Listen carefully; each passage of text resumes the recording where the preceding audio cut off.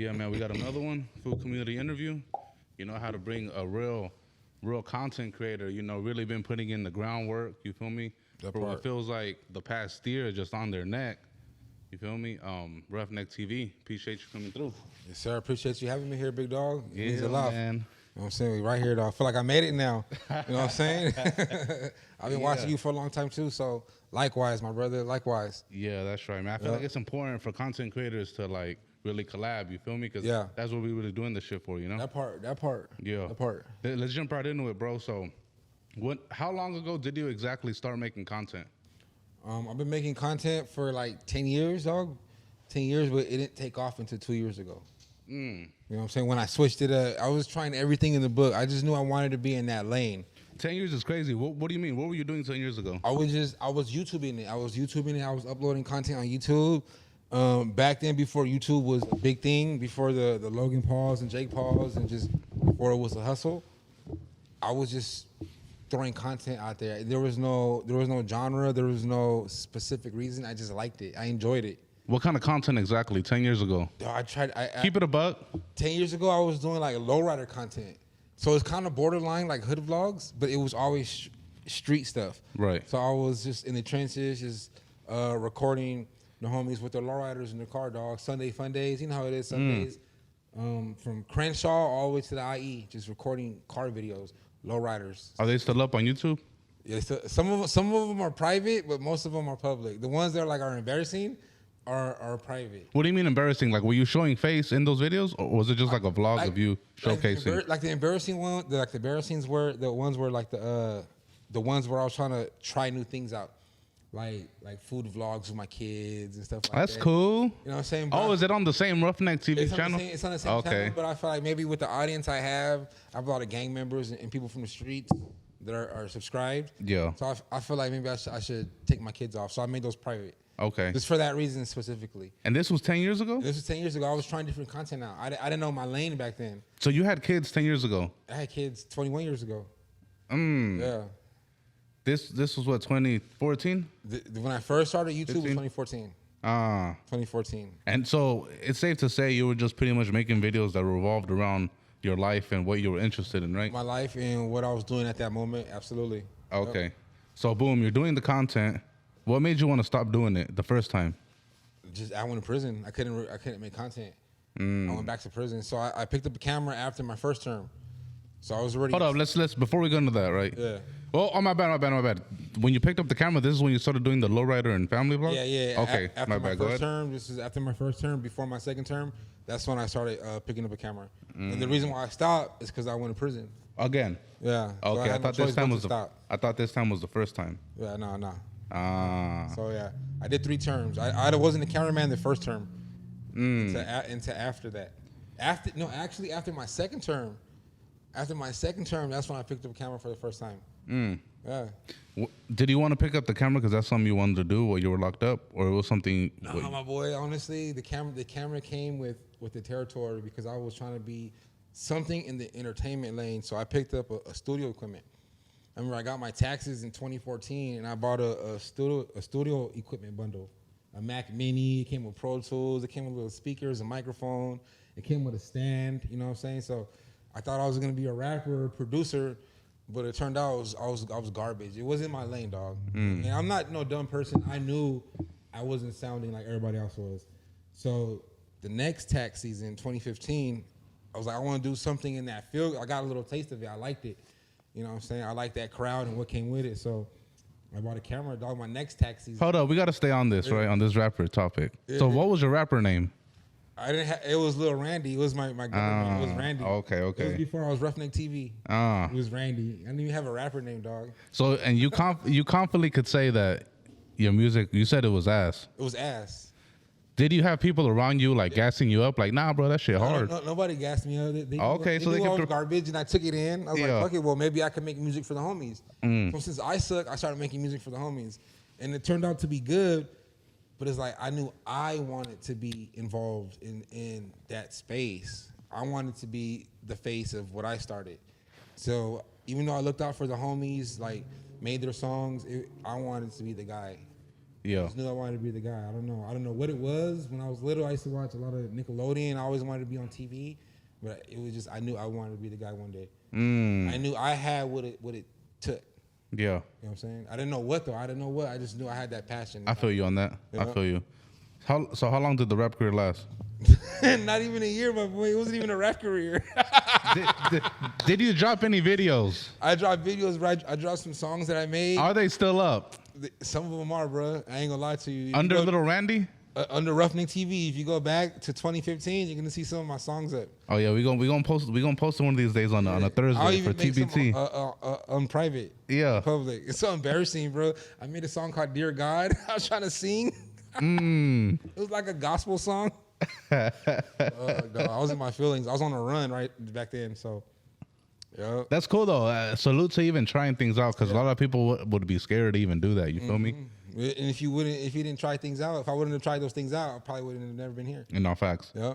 So boom, right? So rewind, right? You picked up the camera, and you had to stop doing content because you went in for your second term. What did you do? I went in for my third term. Oh, your third term. Yeah. I didn't pick up a camera until after my second. My bad. Yeah. So what? So many prison terms, I forgot. Was the third term your longest term? No, my second term was. I did 4 years. Ah. From 2009 to 2000 and when did I parole? 9, 10, 11, 12, 13. I paroled in 2013. Let's start this from the beginning then. Yeah. So what year was your first term? My first term was 2006. I went to Chino, California, 18 years old.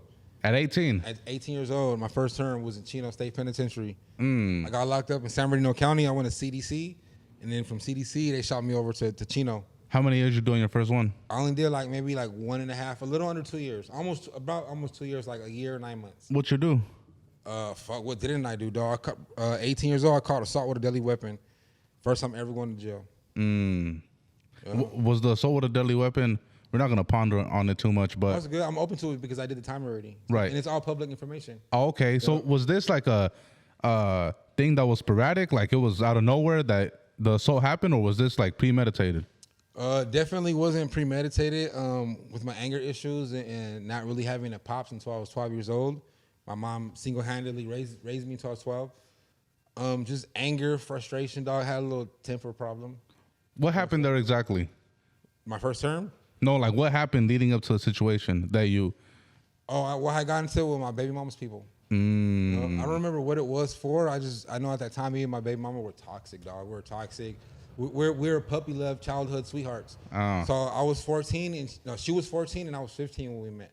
You know what I'm saying? We were in high school. We're just kids. So would you say that this instance that you were tripping over, was it for a valid reason? Like let's say when someone was playing with your kids or your money, so now it's like it makes sense, or was this like, did this make no type of sense for you to do this? It made sense for me at the time, bro, because I felt like I had a point to prove. So I felt like if someone got at me sideways, I felt like I couldn't let it go. I feel like being a man back then was handling it how I thought was necessary, and that was through violence. I knew people respected violence. Coming from the ghettos and the being on a welfare baby in Section 8, living in all these ghettos, that's all I seen that was respected was violence, dog. And so I feel like when I got into it with my baby mama's family, at that time I felt like it was important for me to prove a point and react with violence. Towards your baby mama or someone else? Towards my baby mama's family, the men in her family. Yeah. Yeah. Who exactly? Her dad, pops, her dad, brother? You called it her dad. You know, in the Mexican culture, our men are very protective. And when I thought it was gonna be good to argue over there at their house now, it shouldn't go how I thought was planned, and the guys got on my bumper. Which I'll do the same thing for my daughters or my sisters as a man. But back then I wasn't a man. I was lost in the sauce. I was a very immature boy, thinking I was a tough person. But you know how it is, dog. Yeah. You got a chip on your shoulder. You want to prove yourself. So the way you're explaining it is you pulled up to their pad tripping. Tripping. Is that what happened? For sure. That's for sure what happened. Yeah. Oh shit. Over just whatever we were fighting for at the moment. I don't remember. Yeah. Toxic shit. We had a toxic relationship. We were with each other really young, so we grew up with each other. So once we started getting a little older, now we're 18. we're only a few months apart. You know what I'm saying? So now we're 18 years old. It's like reality's hitting. We have a baby. We had a baby when we were both in high school. We were both minors when we had a baby. You know what I'm saying? So growing up and just like we didn't experience much but each other. You know what I'm saying? So who wants to really settle down at that age? We're not like in the 60s and 40s and 50s how people stood with each other for that long. We were kids and we weren't what we wanted in each other. You know what I'm saying? So you pulled up. I'm assuming you. It was just toxic. We were going through that breakup stage, and I pulled up and got into it with the men and her family on some toxic shit. And I didn't think they were gonna do anything because I was getting away with just fighting with them for years, and finally they got fed up, and one thing escalated to another. And then I ended up putting hands on people, and that's everything I always went to jail for was violent shit. Everything I ever been arrested for and convicted for, all violence. Assault with a deadly weapon. So it's a squabble, but you got hit with assault with a deadly weapon. So how does that work? My hands, I guess. Oh, I don't know that was a thing. Yeah, even this recent charge that I caught 3 weeks ago, same charge, assault with a deadly weapon. No weapon was used. I'm assuming it actually be like a knife or like some type of object. If these are vicious enough, I guess they charge you with that. I thought it would just be like battery or like assault, right? Assault. Oh shit! They put me on probation for that. Put me on probation for that. I got out. I violated probation, and then back then they were really strict with violations. So I was on felony probation, and I got out after doing that little 40 days. I got out and went to prison. 18 years old. As you're going to prison as an 18-year-old, what's going through your mind? Man, just the movies, dog. The movies, and I wasn't scared or really nervous. I was just ready for what I had to come, dog. I wasn't nervous, dog. It was just like the movies. I know I just had to be tough. I don't know, dog. I think just everybody around me going to prison, they were just like me. So I knew eventually when I went to prison, I knew it was going to happen, dog. You knew you were going to go to prison. I knew I was. The road I was headed, I knew. I wasn't no stupid kid. Is it safe to say you manifested that? Not manifested it, but just coming from places where that's all I knew, dog. That's all I was accustomed to. That's all I seen around me, from my tios, my uncles, to everybody in the areas I lived in. We're going to jail. So it was like a thing I'm used to. It's just like it was a part of life. It was I a didn't regular know anything deal. Different. Yeah. Shit. So you go in. What's the first day in look like? My first day in prison Ruffneck. Or in jail? Period. Prison. Or jail. The way you just said it, you sounded like the first day in jail was more vicious. I think maybe my first day in jail, being black and Mexican, I didn't know who to run with at first. That was a crazy decision I had to make. How did that happen? When did it occur to you that you being black and Mexican that was going to be a problem in there? The day I got my bedroll and they booked me into CDC in San Bernardino County Jail. The first day, dog, I really didn't think I was gonna have to make this decision and choice. But when I first went in there with my bedroll, I got booked for that charge, that assault with deadly weapon charge. Yeah. I go into county jail, dog, and it's early. In the Dino, San Bernardino, CDC GP. So I walk up in there with my bedroll. Everybody's asleep. Now everybody knows in jail, Southsiders are the first ones up. So it's like 6 a.m, dog. It took all night to process me. So I finally get to my dorm, dog, at 6 a.m, and there's a few Southsiders up ready.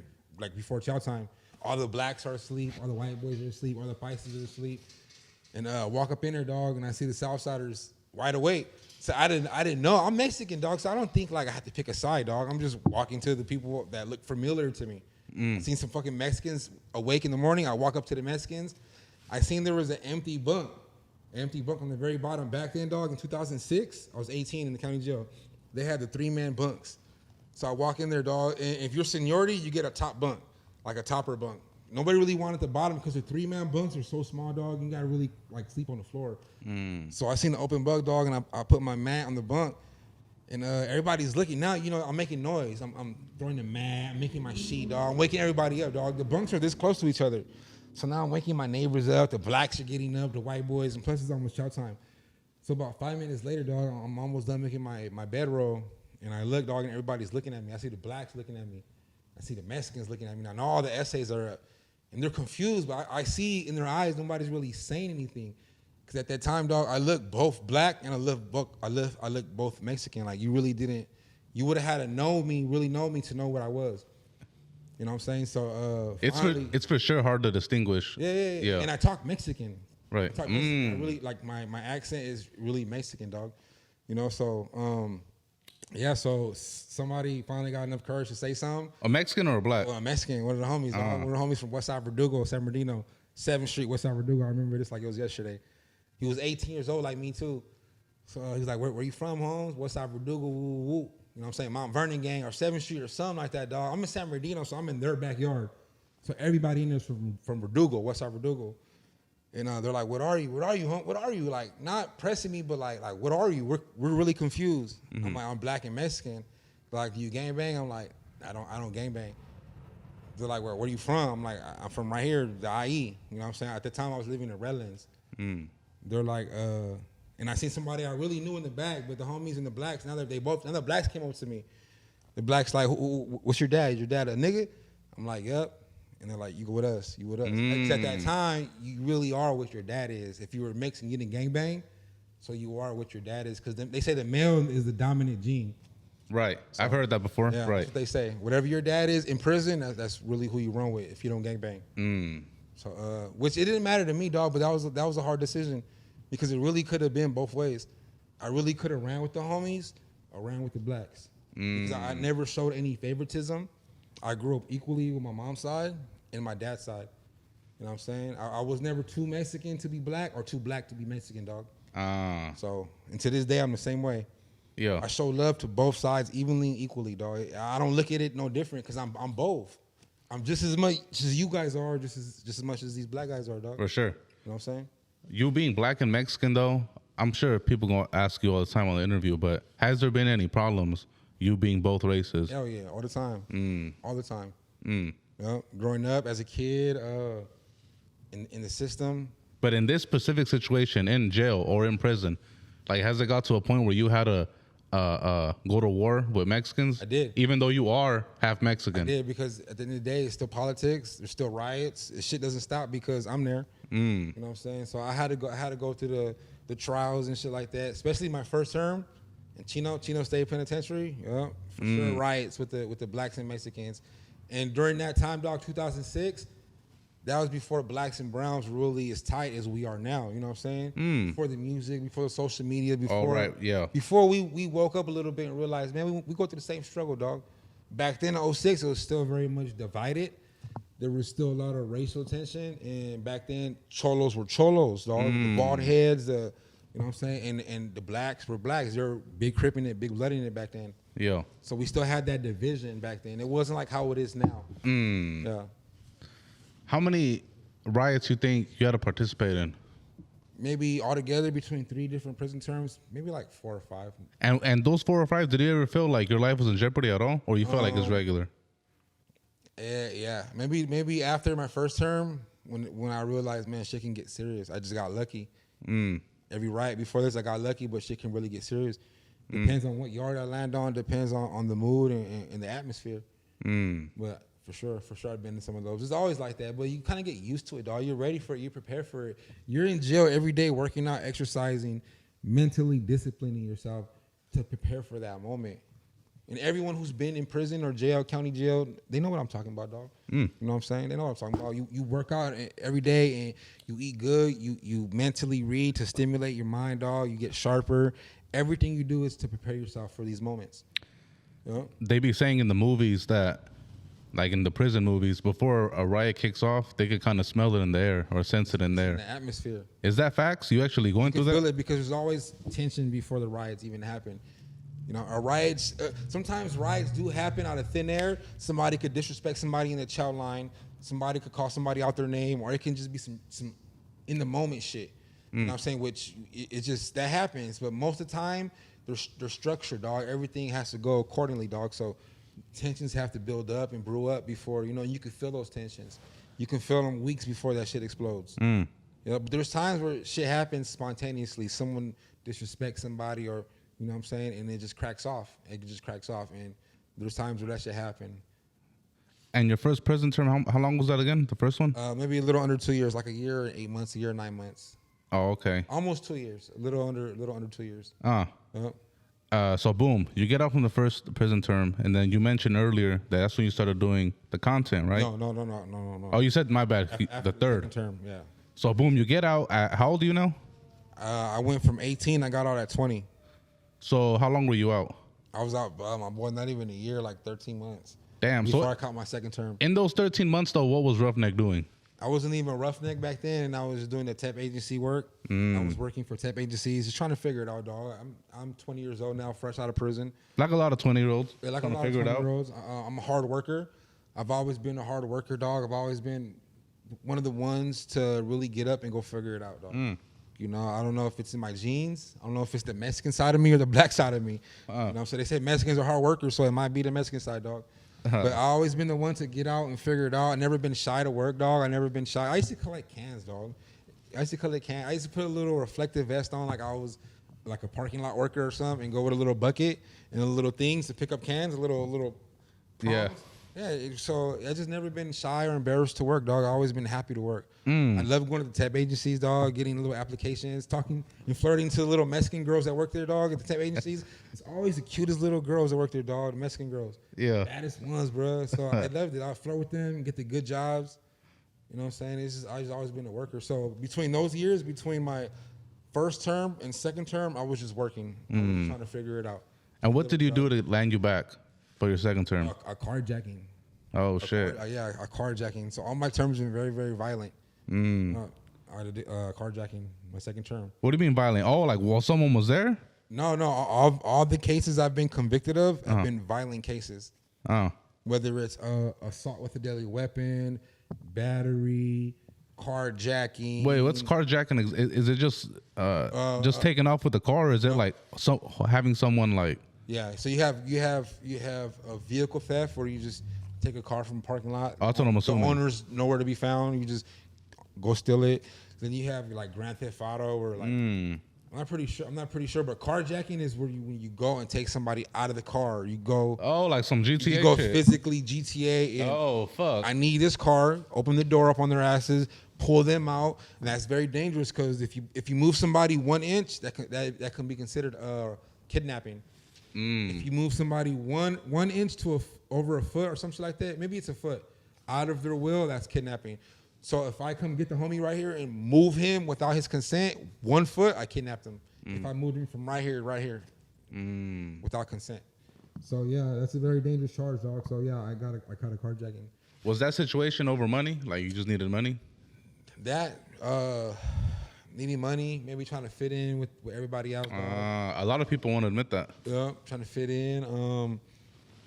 I wanted everything the quick way. I wanted the rims, because those are the only cars that I targeted. Cars with sound systems, rims, TVs. What kind of car was it? It was a Lexus GS300, and this was 2009. So this was when the Lexus's GS300s were popular cars, little V8s and shit. You know what I'm saying? So this one right here was it was a pimp's car. And I can talk about it because I got convicted and I did the time, and it's long behind me. That shit was fucking 2009, 19, 25, 15 years ago almost. Did you pull up on this pimp while he was on the blade working? No. See, there's a story behind that. Okay. The pimp was in jail. The pimp caught a federal case up there in the Bay Area where pimping was big at that time in 2009. So he left all his cars to his girlfriend, which was in Victorville at the time, some black girls. So when he went to jail, his main girl went up there to the Bay Area and got all his cars, like 3 cars, a motorcycle, a Harley, bunch of jewelry. And she was a supervisor at Wendy's. She was a supervisor at Wendy's in Victorville, California. And the girl I was dating at the time used to tell me this. She's like, my supervisor has like 4 or 5 different cars, and I used to see it. I used to pick my girlfriend up from work. She used to work at Wendy's in Victorville, and I used to drop her off too.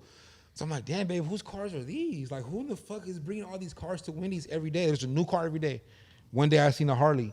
I'm like, damn, she told me that's my manager's car. Her pimp went to jail. So she has all the cars. He's fighting like 16 years.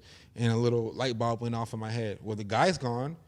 My girlfriend is best friends with her supervisor. It's some black girl. She has like 7, 8 cars plus the car she has. You know what I'm saying? So a little light bulb went off, dog. You know how that shit goes, dog. A little. I wanted that. I wanted those TVs. I wanted those rims. I wanted all that shit. So I was gonna figure out a way to get her. I wanted to be that guy to be driving those cars.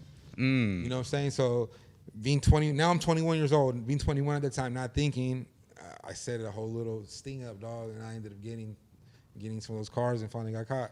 How did you? Cause like now, yeah, I'm gonna just give the game. Like there's people who they'll just they'll get the trackers from Amazon, put it under the car. It's before those days, though. That's what I'm saying. This is before those days. It's before the little tracker days. Right. So this is before the days. So how did you come up with this illustrious plan? Like how did you even? It just I don't know. Like how did you locate? Like how did you know where the car was? Like just my girl at the time. My girl at the time was just putting me up on game. She lives here, and the guy's still in jail. He's looking at 16 years. He's out the picture. That's the biggest threat. Now there's this girl by herself that lives in an apartment with 6 cars parked out in her apartment complex. And they're all nice as fuck that she just got last month.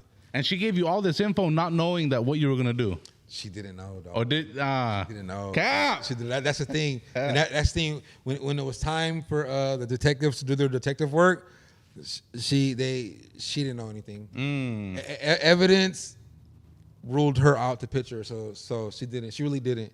Yeah, I hear you. So it was just me and my little homies at the time. But so you pulled up, right? Yeah. Then what happened?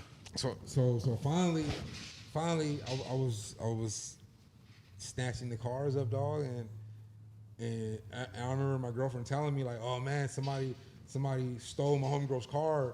Ooh, they stole the red one, cause he had like a red one. You know how a lot of blacks are flamboyant, especially pimps. They want the blue car with the blue rims. They want 10 TVs. They want the loudest sound systems. They want to be seen. You know, nowadays everybody's like that. But back then, if you're a pimp, you want to be known. You're that guy with the money. That's definitely a stereotype that has, that's a stereotype from pimps. About your money and they want to fuck with you. You know what I'm saying? So that's how we identified the cars. So she told me like, yeah, they got the yellow one. Somebody stole the yellow one. And then back in my head, I'm like, damn, that was me and the homies. So I'm like, fuck it, right? I'm like, fuck it, damn, that sucks. And me being the person I was throwing them off. I'm like, yeah, there's been a bunch of carjacking. There's been a group of white boys from Vegas. So I'm feeding her stuff in her head where she'll think it's the furthest people from us. Right. We're little black kids and Mexican kids, dog. And I'm making them think like it's white people and shit like that. You know what I'm saying? So, yeah. You know what I'm saying? Oh, they're probably in Vegas and shit like that. The whole time we're taking the cars to Compton. So I'm deterring them this way. And the whole time we're this way. Thinking I was smart, dog. Thinking I was bigger than the program, bigger than the cops and shit like that. Outsmarting the detective, shit like that. This shit didn't work, dog, because they caught my ass quick. You played it smart as long as you could? I got too greedy, dog. And then we're still in the cars at first. And then we got too greedy, dog. And now she's on it. Now she's realizing shit's getting taken from her. Little chains are missing, you know what I'm saying? Jewelry. Oh, so y'all are running into the spot now. Yeah. This is beyond cars now. Yeah. But my girl at the time was telling me she lives by herself. She's at work here. She's doing an 11-hour shift. What? This is before Ring. This is before the cameras you could buy at Walmart, the cheap. This is before all that shit, dog. So we're able to like, oh yeah, she's at work right now. She just got there. Boom. We have 11 hours. She's a supervisor. We have 11 hours to ram through the house. You know what I'm saying? So they didn't know, but it was fucked up. But we got too greedy, dog, and she got on it. So now we couldn't just take cars. Now she's parking them in storages and shit. But she always kept one at a time now. The one she was in, and we wanted the blue one. That was the Lexus. We got the Lexus, dog. Okay, boom. Before you get into the story, before you guys decided to go get that blue Lexus and all the licks you guys already did it occur to you in your head, all right, we're getting too greedy, we need to kick back? It didn't occur to me until I got caught. You don't think about that stuff. You think about you're getting away with it. Now we're getting these rims. And I didn't want my mom and dad to know. So at the time, dog, I kept all that shit in my girlfriend's house. I'll go home, like I was. Is this the girl you're talking about that's giving you the girl? My girl I was dating at the time, yeah. And you were living the what? No, I'll go to my mom and dad's house, and I'll make it seem like I had nothing going on. I wouldn't go home with the cars or, you know what I'm saying? I kept all that shit at my girl's house. So now I'm getting the rims. Wait, but I thought you said your girl, she didn't know where I was getting it from, though. She didn't know I was getting it from her homegirl at work. So we'll strip everything. She doesn't know the sound systems. Oh, okay, my bad. I'm thinking you guys pulled up with the actual car. Oh, no, never. Okay. That's what I'm confused a little bit. Never. We'll strip the cars down, take the rims, the system, paint them up, make them look way different. Okay. We didn't actually keep the cars, though. We didn't keep the cars. We took what was on the cars. We could get 2,000 for the set of rims. We could get 1,500. And leave the rest in Compton, the spot you mentioned earlier. Okay, I see. Okay. Exactly. Yeah. It's pretty smart. All right, so so boom. We got greedy pop. We got greedy, and then we ended up carjacking. She was on it. We ended up taking the car. She was in the Lexus? No, she was in the Lexus. Now she was on it. Now it was tinted windows, or what? Y'all didn't see her? What do you mean? Like what you said, the lady was in the car, right? Yeah. And y'all went to go get that car. We went to go get another one. Now we're getting the blue car. It's a Lexus GS300. It had blue 22-inch rims. It had like 7 TVs. It had a royal blue paint job. Everything was nice, dog. It was nice. It was like a 2006 Lexus GS300. And back then it was 2009, so the car was still fairly new. You know what I'm saying? So we ended up getting that car, dog, and that was the second term. We ended up getting greedy. We got caught. We got the car. We got caught taking it to Compton to a chop shop. Got caught red-handed. LAPD came up on us. Before we ran out the car, helicopters were over us, dog. There was like 20 cars. At the shop? No, before we even made it. We're on like Alameda.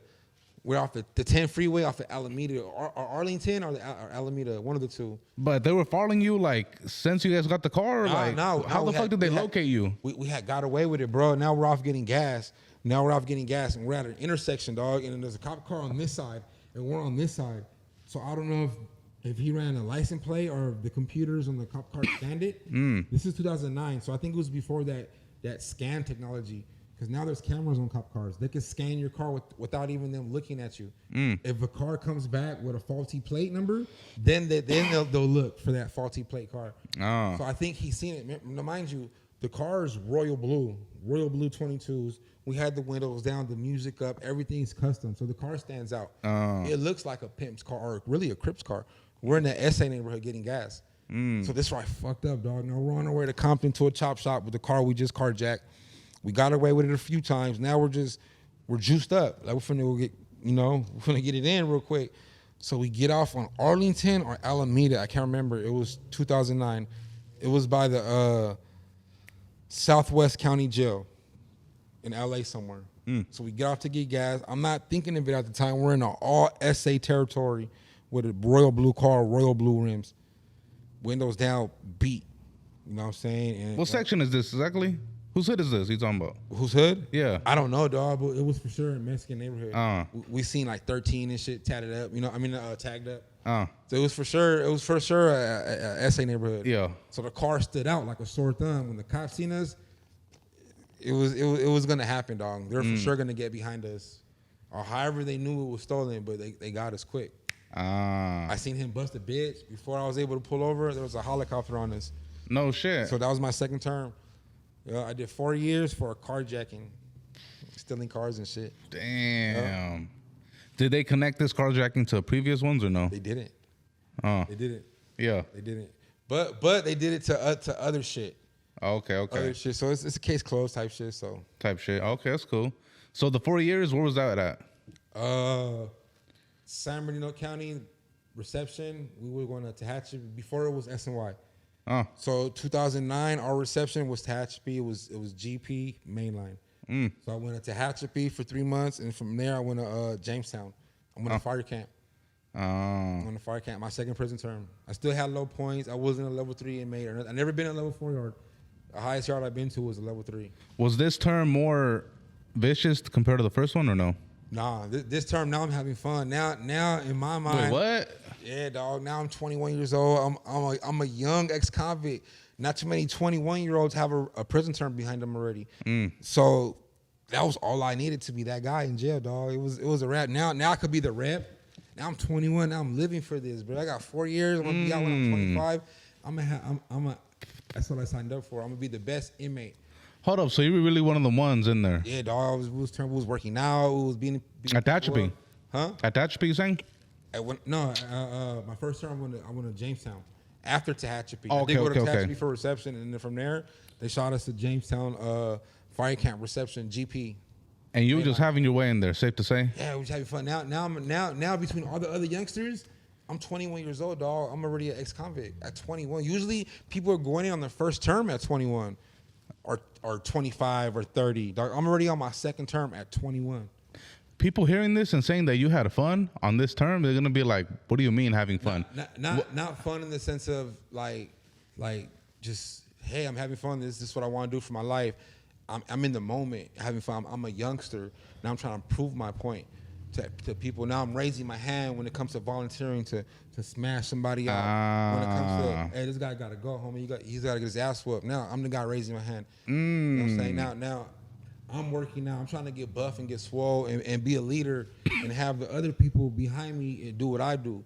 You know what I'm saying? Now I'm starting to lead programs. Now I'm switching TV days and shit. You know what I'm saying? Was it the Southsiders got 3 TV days and the Blacks got 1. We need a TV day, homies. It's me being Black and Mexican, being able to communicate. Now I'm getting the Blacks 2 TV days. Now the Southsiders have 2. They're willing to give up 1. Because everybody knows Southsiders got numbers in prison, bro. Southsiders are deep when it comes to prisons in California. The Mexicans, shit. Yeah. Everybody knows that, dog. You know what I'm saying? Mexicans always outnumber everybody in prison. My bad. Go ahead. So for me to do things like that and bridge the gap, it was like now people are looking at me like, all right, you're the rep now. You're the Mac rep, which was nothing. Now to me, that's like the immature shit. Now that I'm older, but at that time, that's what I look forward to. You know what I'm saying? I wanted that reputation. That shit was it. That was everything in the world, especially in prison, doing 4 years. I wanted that. You know what I'm saying? Now it's embarrassing. Now it's like, what the fuck was I thinking? There's more to life than that. But you know, at that time. Would you say it was more of a thirst for reputation or more of a thirst for power? Everything. Reputation, power, respect. You know, because you want to be that tough guy. You want to be that inmate or that convict that nobody fucks with. You don't want nobody to try you. You know what I'm saying? And there, you're stripped from everything. You don't have your cards. You can't hide behind your jewelry. You can't hide really behind your gang like that. You know what I'm saying? You're stripped from everything. So we're all in the same blues, dog. So how am I going to be one of them inmates where I could just go about my time and not get fucked with? I'm going to work out every day. I'm going to be disciplined. I'm going to educate myself. I'm going to volunteer for smash outs. I'm going to be pressing shit. You know what I'm saying? I want to have I want to fight. You know what I'm saying? I want to fuck a 115. Let's go to the hole for 3 months. Fuck it. You know what I'm saying? I want to be the guy with all the cell phones. I want to be the guy with all the tobacco in the yard. I want to be the guy getting all tatted up, which I did, you know? Well, is there a smash out that you're proud of? A smash out? Yeah. What do you mean? Like you said you raised your hand a lot, right? Yeah. Like looking back at it, like is that something you're proud of that you did? I was proud of it back then, but now I'm not proud of it. No, absolutely not. Because I matured from that. Yeah. I look back on that shit, like I said, that's embarrassing. You know what I'm saying? Like, what the fuck was I thinking? I have kids. I don't want to hurt people, dog. Unless my life or the people, my loved ones, are in danger. Right. That's the only time that I'll fight or something like that, you know? If my safety is in jeopardy. Did anybody ever try you while you were in there? Hell yeah. Fuck yeah.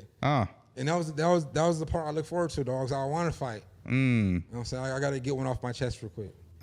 Win, lose, or draw, dog. Even if I lost one, fuck it. Everybody in the dorm scene, I ran that. How does that work with the Mexicans? Can you fight other Mexicans in there? Oh, I can't. You can't.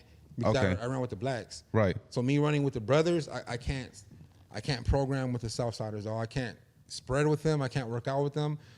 But I always had that level of respect with the Mexicans because I'm Mexican. You know what I'm saying? Like for instance, and I say this on almost all my interviews, when the homies have their spreads, say if it's a Super Bowl or something, and, you know, we're in the pen, everybody's spreading, the homies always never forgot to include me, no matter what it was. It was crazy. Real love, dog. That's right. Real love. So say if they made like burritos for Super Bowl, and there was like 50 burritos for all the homies in the dorm or in the cell block. You know what I'm saying? And how they would do it for me to like trust it, you know what I'm saying? Instead of them bringing me a plate, I don't know what they put in it, you know what I'm saying? So they'll make like burritos, dog, and they'll lay them out on the bunks. And they'll be like, hey, Randy, pick one. So by me picking like a random burrito, it reassures me nobody did anything to it. Right. And that was the Southsiders' way of showing me a little bit of love. Knowing that I'm Mexican too also. You know what I'm saying? Because we used to conversate. We can't program. We can't walk the yard or exercise. We could definitely talk to each other all day long. And all day long, bro, there's homies in there I was best friends with, bro. We'll work out with each other, but not directly with each other. They'll work out in their day room area, and I'll work out in the black area, but we could visually see each other. So when the homie's going down, across the day room, say he's over there with the exit sign, then I'm going down after he comes up. Yeah. So we used to do it like that. We're not directly working out together, but I see you, homie, and you see me. Yeah. Let's go do a set real quick. That's right. Let's do it like that. Do you remember one time that sticks out that someone did try you and it went out, it didn't go their way how they expected? Yep. And Chino, first term. How'd that go down? My first term, it was a domino game.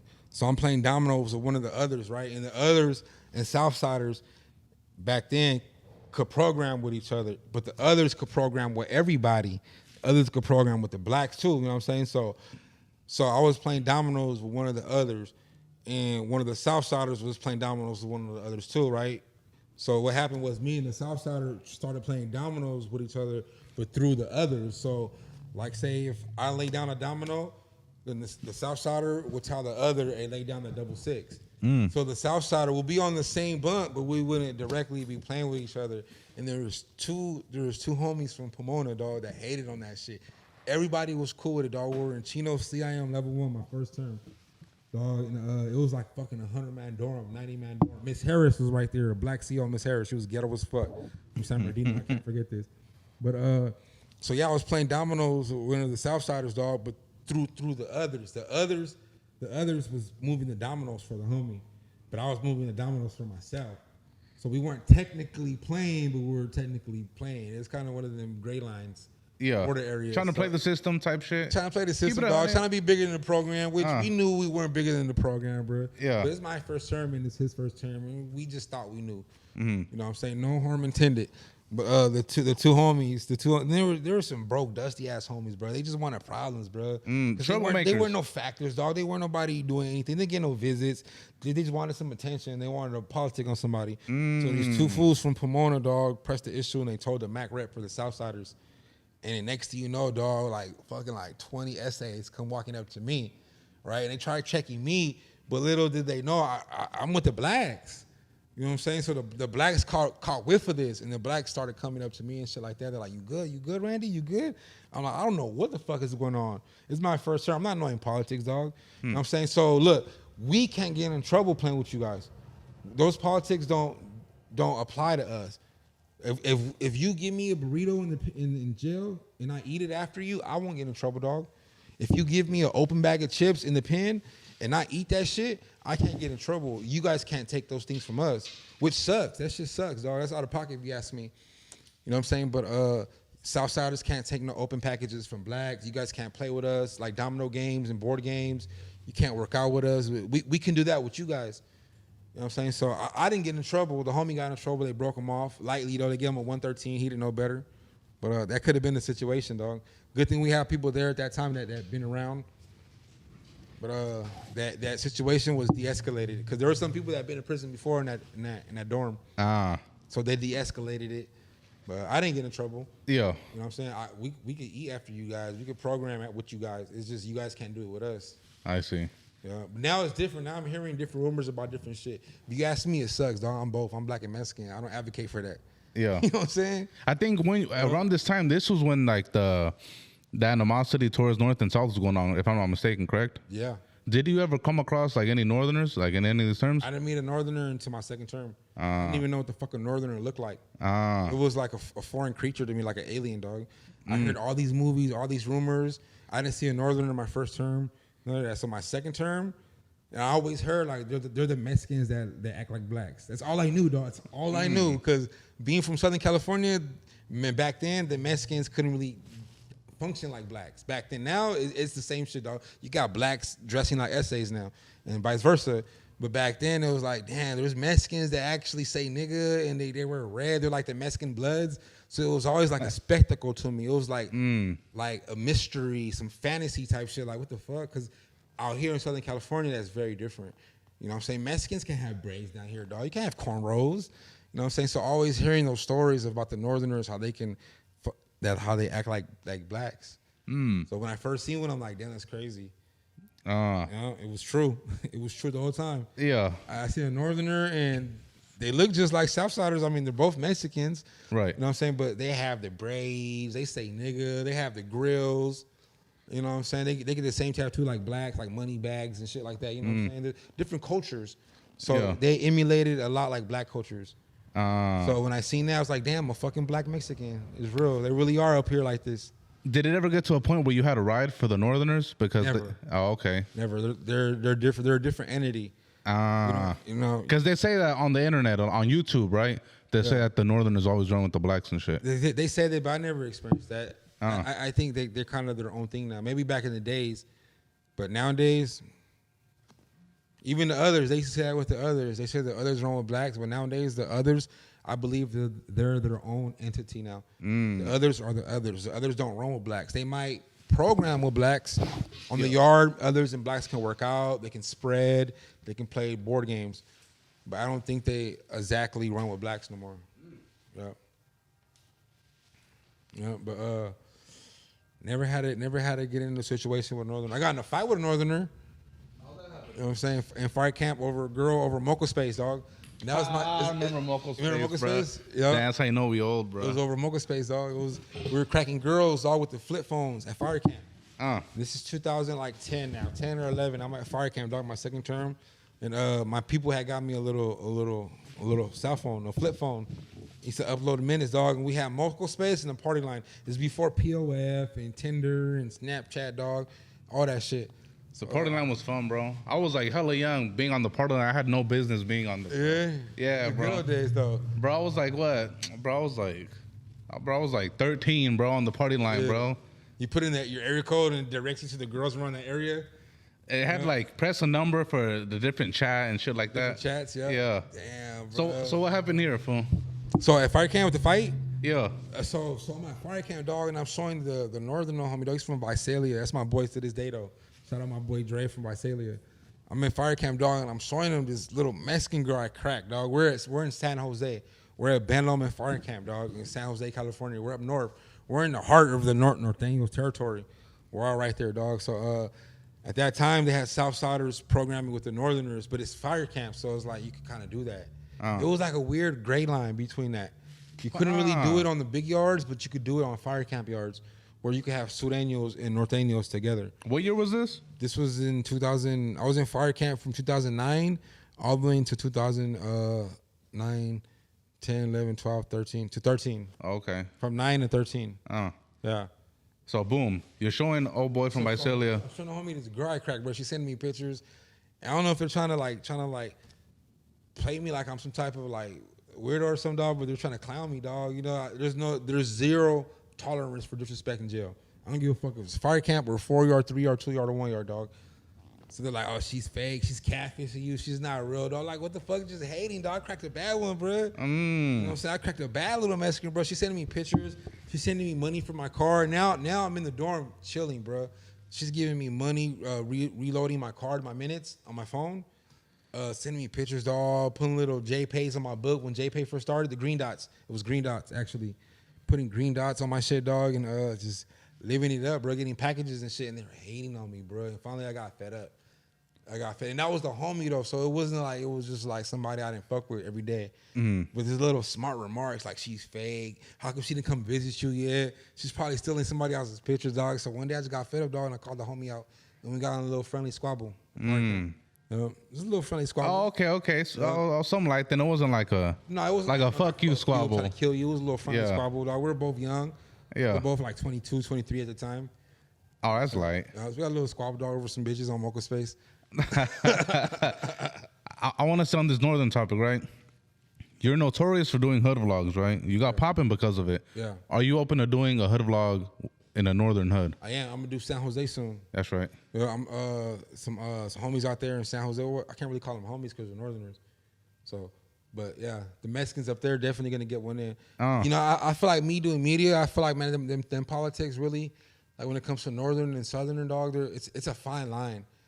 But I feel like when you're doing media, I feel like not too much of that can apply to us, dog, because we're media. A lot of people don't get that, especially people who are involved in that. Yeah. You feel me? But I get it though, because it's like, damn, you did us, but now you're up there doing them. But there's never no bad intentions. I don't want to, cause no harm or cause a conflict or a beef or make anything bigger than what it is. It's media. This is what we signed up for, and I feel like that doesn't apply to us because we're the guy that's doing the content or the song or even the producer. If you're a producer, dog, and somebody wants to pay you $30,000 for a beat or a song up north, you're not gonna say no. You're the producer because you're from LA. You're not gonna block yourself from them blessings, dog. Or whatever you do, I feel like if you're in the industry, I feel like it's bigger than that. It's bigger than that, dog. It's bigger than that north and south stuff. Yeah. To me at least. I don't look at it like that, dog. I want everybody to win. I want everybody to shine. I want everybody to get their money, dog. At the end of the day, we're the fucking same, dog. Just because you're from another region doesn't make you any different, dog. You're still Mexican, dog. You know what I'm saying? When it comes to northerners and it doesn't apply when it comes to blacks. Niggas don't give a fuck. Right. Niggas fuck with niggas from the Bay Area, LA. Niggas is connected. Niggas been connected from the 70s and the 80s. You know what I'm saying? The 2 short days, the E40 day. Nigga, it don't apply to black, but Mexican culture. But at one point in time, it was like if you a blood or if you're a Crip, I ain't fucking with you. Now it's like I don't feel like. Yeah, it doesn't apply to not even in the black culture. Bloods and Crips is everybody's getting money. Maybe a little like beef, like maybe like intermediate beef, maybe beef that runs deep, maybe like the Hoovers in the neighborhoods. Yo, like that's a different type of beef. That's something that is generations in. You know what I'm saying? Kind of like with the North and South, though, right? Yeah, that could be too, dog. But you know what? Northerners and Southerners don't see each other on the streets, only in jail. When you're out here in the streets in the calles, dog, or you're out here doing your thing in Southern California, you would never see a Northerner, dog. A Northerner doesn't even cross your fucking mind. They don't come down here. If anything, Southerners are up there, dog. You have Southsiders up there in San Jose that are big and thriving up there. You know what I'm saying? And I know this because I met them personally up there in jail. And I'm a truck driver, so I see him in person too. When I go up there, I see him. I say what's up. You know, but yeah, dog. I don't know. Yeah. I feel like, man, we just all get along and get this money. Yeah, no, I feel like it's definitely more I would feel like it's more tensions with them up there because they gotta go at it with Southerners. You feel me? Yeah. Where over here, it's like they're not out here, so it's not like fools out here are really tripping. You feel me? Yeah. Southerners out here, Southern Hispanics, don't gotta worry about Northerners, Northingers, or even Bulldogs. Yeah. They're not relevant, and that's no disrespect, but it's just reality. They're in Southsiders in LA and IE and Orange County and all these areas in Southern California, they're just not a thing. You don't see them. You don't run into them. They're not a threat. They got no hoods. They got 0 hoods out here. So why would these Sureños be concerned about Nathaniel if they're absolutely irrelevant out here? When you go up there, it's different. That's their territory. So I'm saying, right. I show them the respect, whether I'm black or Mexican or not. It's just up there. You got Southerners up there, so it's a different ballgame. Right. Yeah. So I don't know. I think it's only conflict between the two in jail. Because out here, we don't see them. Yeah. I never fucking met Northerner until I was 23 years old. You know what I'm saying? So I don't know. No disrespect to them, though, you know? Right. It's just reality. So you would be open to working with a Northern man? I would, absolutely would, brother. I'm a big fan of their music. Shout out Rico Too Smooth. I don't like getting in the mix. And I feel like I can validate myself by saying that because I don't gangbang, dog. I'm a real fan of the music. Yeah. And what everybody creates in the art. Yeah. And I seen Rico Too Smooth too, dog. He's been doing this thing for a long time. Applying that pressure. So it's nothing to do, no disrespect, nothing to do with nothing like that, dog. But I appreciate what they got going on, the work ethic. And they have roots and history when it comes to this music, dog. There's a lot of big names up there up north that have been doing this music for a long time. They don't have the star power like Southern California, but it's okay though. Just keep working. Yeah, no, that's one thing about them. They don't got a star out there. I feel like they had one in Lil TYS, and they got Babyface Wood and Eggs, but they're locked up. But now that we understand, would you do a Bulldog hood vlog? I would, 100%. I would. I would because I think the viewers will be interested in seeing it. And it's like, once again, dog, it's not about me selling out or anything, dog. It's really not like that. I don't gangbang, dog. Yeah, that's what I'm saying. Like, it's for entertainment, and I feel like us as content creators can bring you guys this fire-ass entertainment, and it'll be different. Yeah. No, I could understand. I could kind of see why someone would get upset. Like, if you're from somewhere and then you go do work with the ops, right? But if you're not in those politics, or if you're not from a hood, I don't see why it should be a problem. You think you will be able to do it? We think you will be able to go up north to the Bay Area and do a vlog on the essays without getting any repercussions? Shit, I hope not. You should be able to do it, right? I mean, I'm not from nowhere. Like, I don't see what the problem is. I feel like you can do it and people can't get mad, but people are gonna have their opinions though. Yeah. People are for sure gonna have their opinions, but I mean, it is what it is. I'm for my people. I'm for the gente. I'm for my Hispanics. I'm you know, I don't draw no line if they from north or south. They gotta stop the disrespect though, because a lot of them up there. I listen to the music, dog. I listen to Lazy Boy and all them, dog. And they gotta stop the disrespect. A lot of the people from out there, they'll say, "Nah, well, he's only dissing because y'all are dissing." Yeah. What do you got to say to that? I seen videos, dog, multiple videos. For instance, of the homie Lefty Gunplay. Shout out Lefty, dog. He threw me a play and invited me to meet his mom and everything. But I seen Lefty, dog. You know, I'm not saying he's leading the raza, but when it comes to music, he's doing the numbers and he has a big following. I'm seeing him say he's willing to work with them. They got to stop the disrespect. I seen it on multiple clips, and like he said too, like he said he feels like it's gonna take one of us down here to break that ice up there.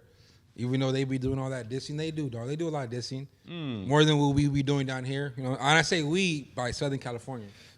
But, How you feel about Rico Too Smooth dissing Cheetos' homie Jalisco in a recent music video? I feel like they're doing this strategically because anytime they mention any rapper that's associated with SoCal, they're gonna get big numbers, especially Chitoranas or Lefty. I feel like it's a piggyback strategic. You're piggybacking off of somebody else's clout for your own clout. I see it, dog. I see, but it's working for them. You would have never heard of no fucking Lazy Boy, dog, if he didn't beef with Lefty. I didn't know who the fuck Lazy Boy was until the blog started reporting the beef. Into the sites like your sites and all these other blog sites. Yeah. You know what I'm saying? So it works for them. It works for them too. You had a podcaster from up north who actually said exactly what you said, but from the other side. Yeah. He said that Lefty only got popping because he started dissing the north. You talking about Lazy? There you go. Lazy got popping because he was dissing. No. They're saying they're saying the opposite. They're saying Lefty got popping because he started, not necessarily Lazy Boy, but just the north in general. Bro, Lefty got popping and it had nothing to do with Northern California music at all. I'm sorry to say that, but reality is reality. Up there, they're saying that's cap though, that he for sure got popping just because he started dissing the north. Lefty Gunplay did not get popping because he started dissing Northern California Mexican rappers. Lefty Gunplay got popping because a lot of people like him for his animated ass characteristics. You know what I'm saying? Which the homie is very animated and people love it and it worked for him. Shout out Lefty. You know what I'm saying? But Lefty got popping because of how he looks, and I feel like genuinely his music is real good music. It has nothing to do with him getting big off. What? Come on, bro. We got it down here. We don't need them to get big. You know what I'm saying? And it sounds like disrespect, brother. No, respectfully, it is a bigger economy here.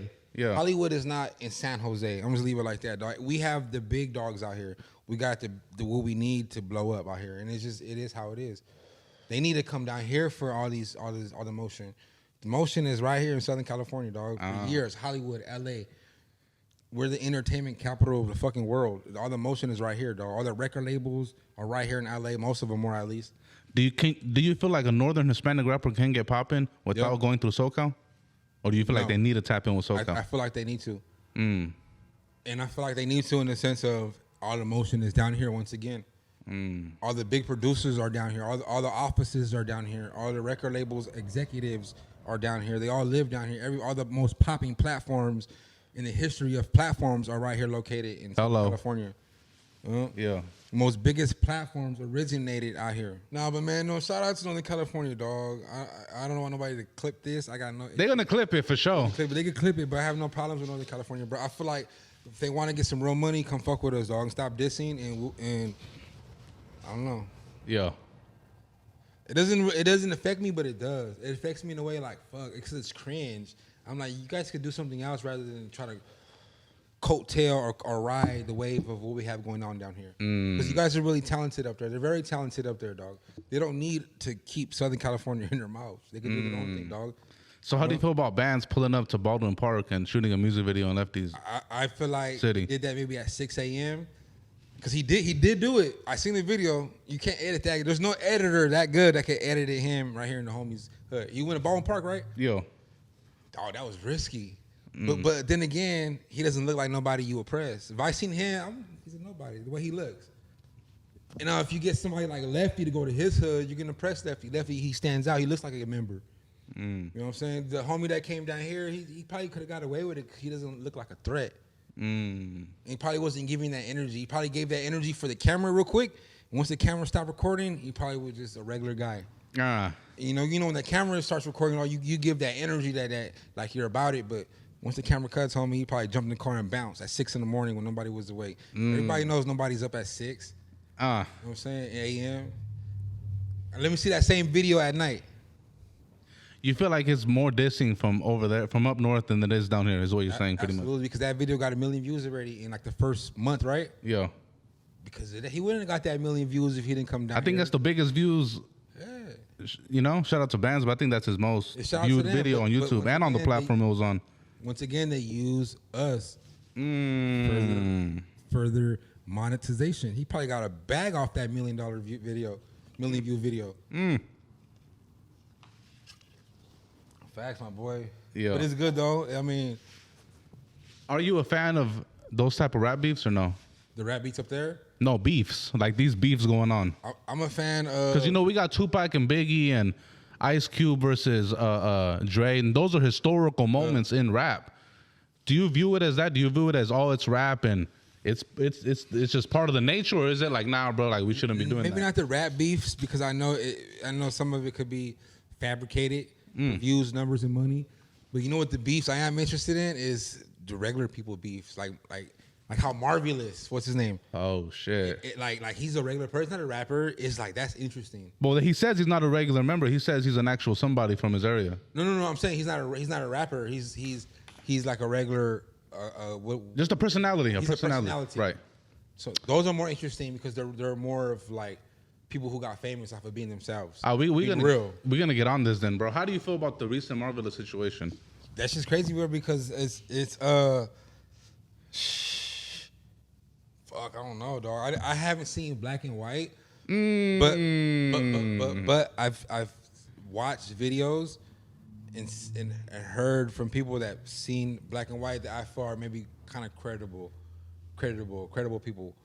But I haven't seen nothing personally. But it's crazy if it's true, dog. And I feel like even if it wasn't true, you're over with either way. That's a crazy rumor to bounce back from. If it was true or not, that's a crazy ass rumor to bounce back from. Well, it's true that he definitely got a minor pregnant. He admitted it. Well, so they're really, we don't need Black and White. But he's saying that he was under the impression she was of age because she gave him a fake ID. Is that a valid excuse to you, or is that not excusable at all? I mean, if she presented a fake ID and he was lied to, then you gotta let the homie, Marvelous tell his side of the story, then, because it can happen to any of us. I'm not saying you can't look past the fact that she was a minor. That's a fucked up situation to be in. But at the end of the day, dog, it can happen to me. It can happen to you. It can happen to anybody out here. Somebody can give you a fake ID that looks real, because nowadays it's 2025. This shit looks real as ever. Somebody can lie about their age, and you did your part of checking. But fuck, bro, that's just a situation where you just don't want to find yourself in, because it's nowhere. Is it okay to be with a minor at the end of the day? But if he's telling the truth, if she presented an ID and it was fake, then I think people need to get on her. You know? What it's a fucked up situation. What do you got to say to people who say, well, nah, it don't matter if she gave him a fake ID. You should be able to tell how someone looks if they're a minor or not. And you should be adult enough to do your due diligence to double check that. What do you got to say to that? I strongly disagree on how people should feel that you should be able to tell if she's a minor or not. There's people out here that look very mature for their age. There's people out here that look older than what they are, and that goes for men and women. There's guys out here that look fucking 30 years old, shot out, but are only fucking 17 years old. You know what I'm saying? That goes for women too, dog. I think it's a fine line. That's a fine line. I don't stand with it. I feel like if I knew somebody who dealt with a minor, I feel like my temper would just take control, dog. I have to like beat you up or something, dog. That's a sticky situation, dog. But I feel like they cannot say he should be able to tell off how she looked, because some people look older. Some people look younger. I feel like our ID was created for that reason itself. Our ID was created to identify your age. And he went with what the system approves of. An ID was specifically created to identify a person and their age, and he went with he thought was right. You know what I'm saying? I'm not saying it was right what he did, but I would do the same thing. Let me check your ID. Let me see. That shit looks real as fuck. Okay, IDs look real, dog. You go to East LA, you get an ID for $150. That looks real as fuck. Everybody knows that, dog. You go to Echo Park or something like that and get you ID. You know what I'm saying? It looks more realer than the actual real ID. But fuck, dog, that's a fucked up situation to be in. And I feel like you should let the homie speak before you criticize him. Let him speak. None of us are lawyers. None of us social media people are judges. We're not attorneys. Maybe Rosenberg is the only real official lawyer that does social media. Attorney Rosenberg. He's probably the only one that should have a fucking say so. But none of us, we're all speculating. We're all speculating, trying to get content, trying to get numbers out of this shit. And I feel like we should let the homie speak real quick. You know what I'm saying? Give him a fair chance. If we want to be YouTube politicking and be a YouTube courtroom, give him a fair chance. Put him on a real reputable, solid platform, and we all hear the story once and for all on the last one. Well, he went on No Jumper and pretty much explained everything. And he pretty much said what I just said right now, is that she gave him a fake ID. And I see he might have a little get back. I'm starting to see he might have a little get back. What do you mean? Like, I think Marvelous really low-key might be one of the ones that we might see for the first time that actually people might be a little forgiving. Not me, but people. Because I'm seeing him still active. I'm still seeing him, like you said, on different platforms. He's still doing this thing, and people are still listening. But one thing that stands out about him is that he's real informative when it comes to like cultura and like history and like the way the planets work and things of that nature. So he's a very he has fans outside of the space, right? The Chicano space or YouTube Yarda space. Yeah. You got like people who are just regular people out in like Oregon or some shit listening to him. He tapped into a fan base that's intellectual, right? And that might be forgiving of his situation. Now his street fans might not. His street fans might be not as forgiving. Well, you got quote unquote street fans from Texas who give SPM a pass, and he got convicted of it, black and white. Yeah, see, that's damn. Right? That's damn. Our politics are different out here. We can't just be giving passes like that. Even me, even if I'm not a gang affiliated, but I associate myself with the hood vlog content and the gang members and the Cholos and the Crips and Bloods for the sake of content, right? And creating bomb content. Yeah. So I wouldn't catch myself ever chilling with somebody like that. Because it's different out here. I can't. Even if it's a rumor, even if it's not true or not, I can't associate myself with that. I feel like not even just gang members, just people, period, don't want to be around no type of person. Be involved in it. Yeah, nah. It just can't, dog. You know what I'm saying? But I gotta still, what's that word I'm looking for, dog? Even though I'm not a gang member or anything, I still have to respect in the politics and what comes with it because I'm involved in it. Right. At the end of the day, dog. I can't be in the hood shooting the hood vlog and they come pull a gun in my face. Well, I'm not here. I'm not a gang member. I'm with them. I'm guilty by association. I gotta deal with comes with this shit. I gotta respect it to a high value. Right. But I can't.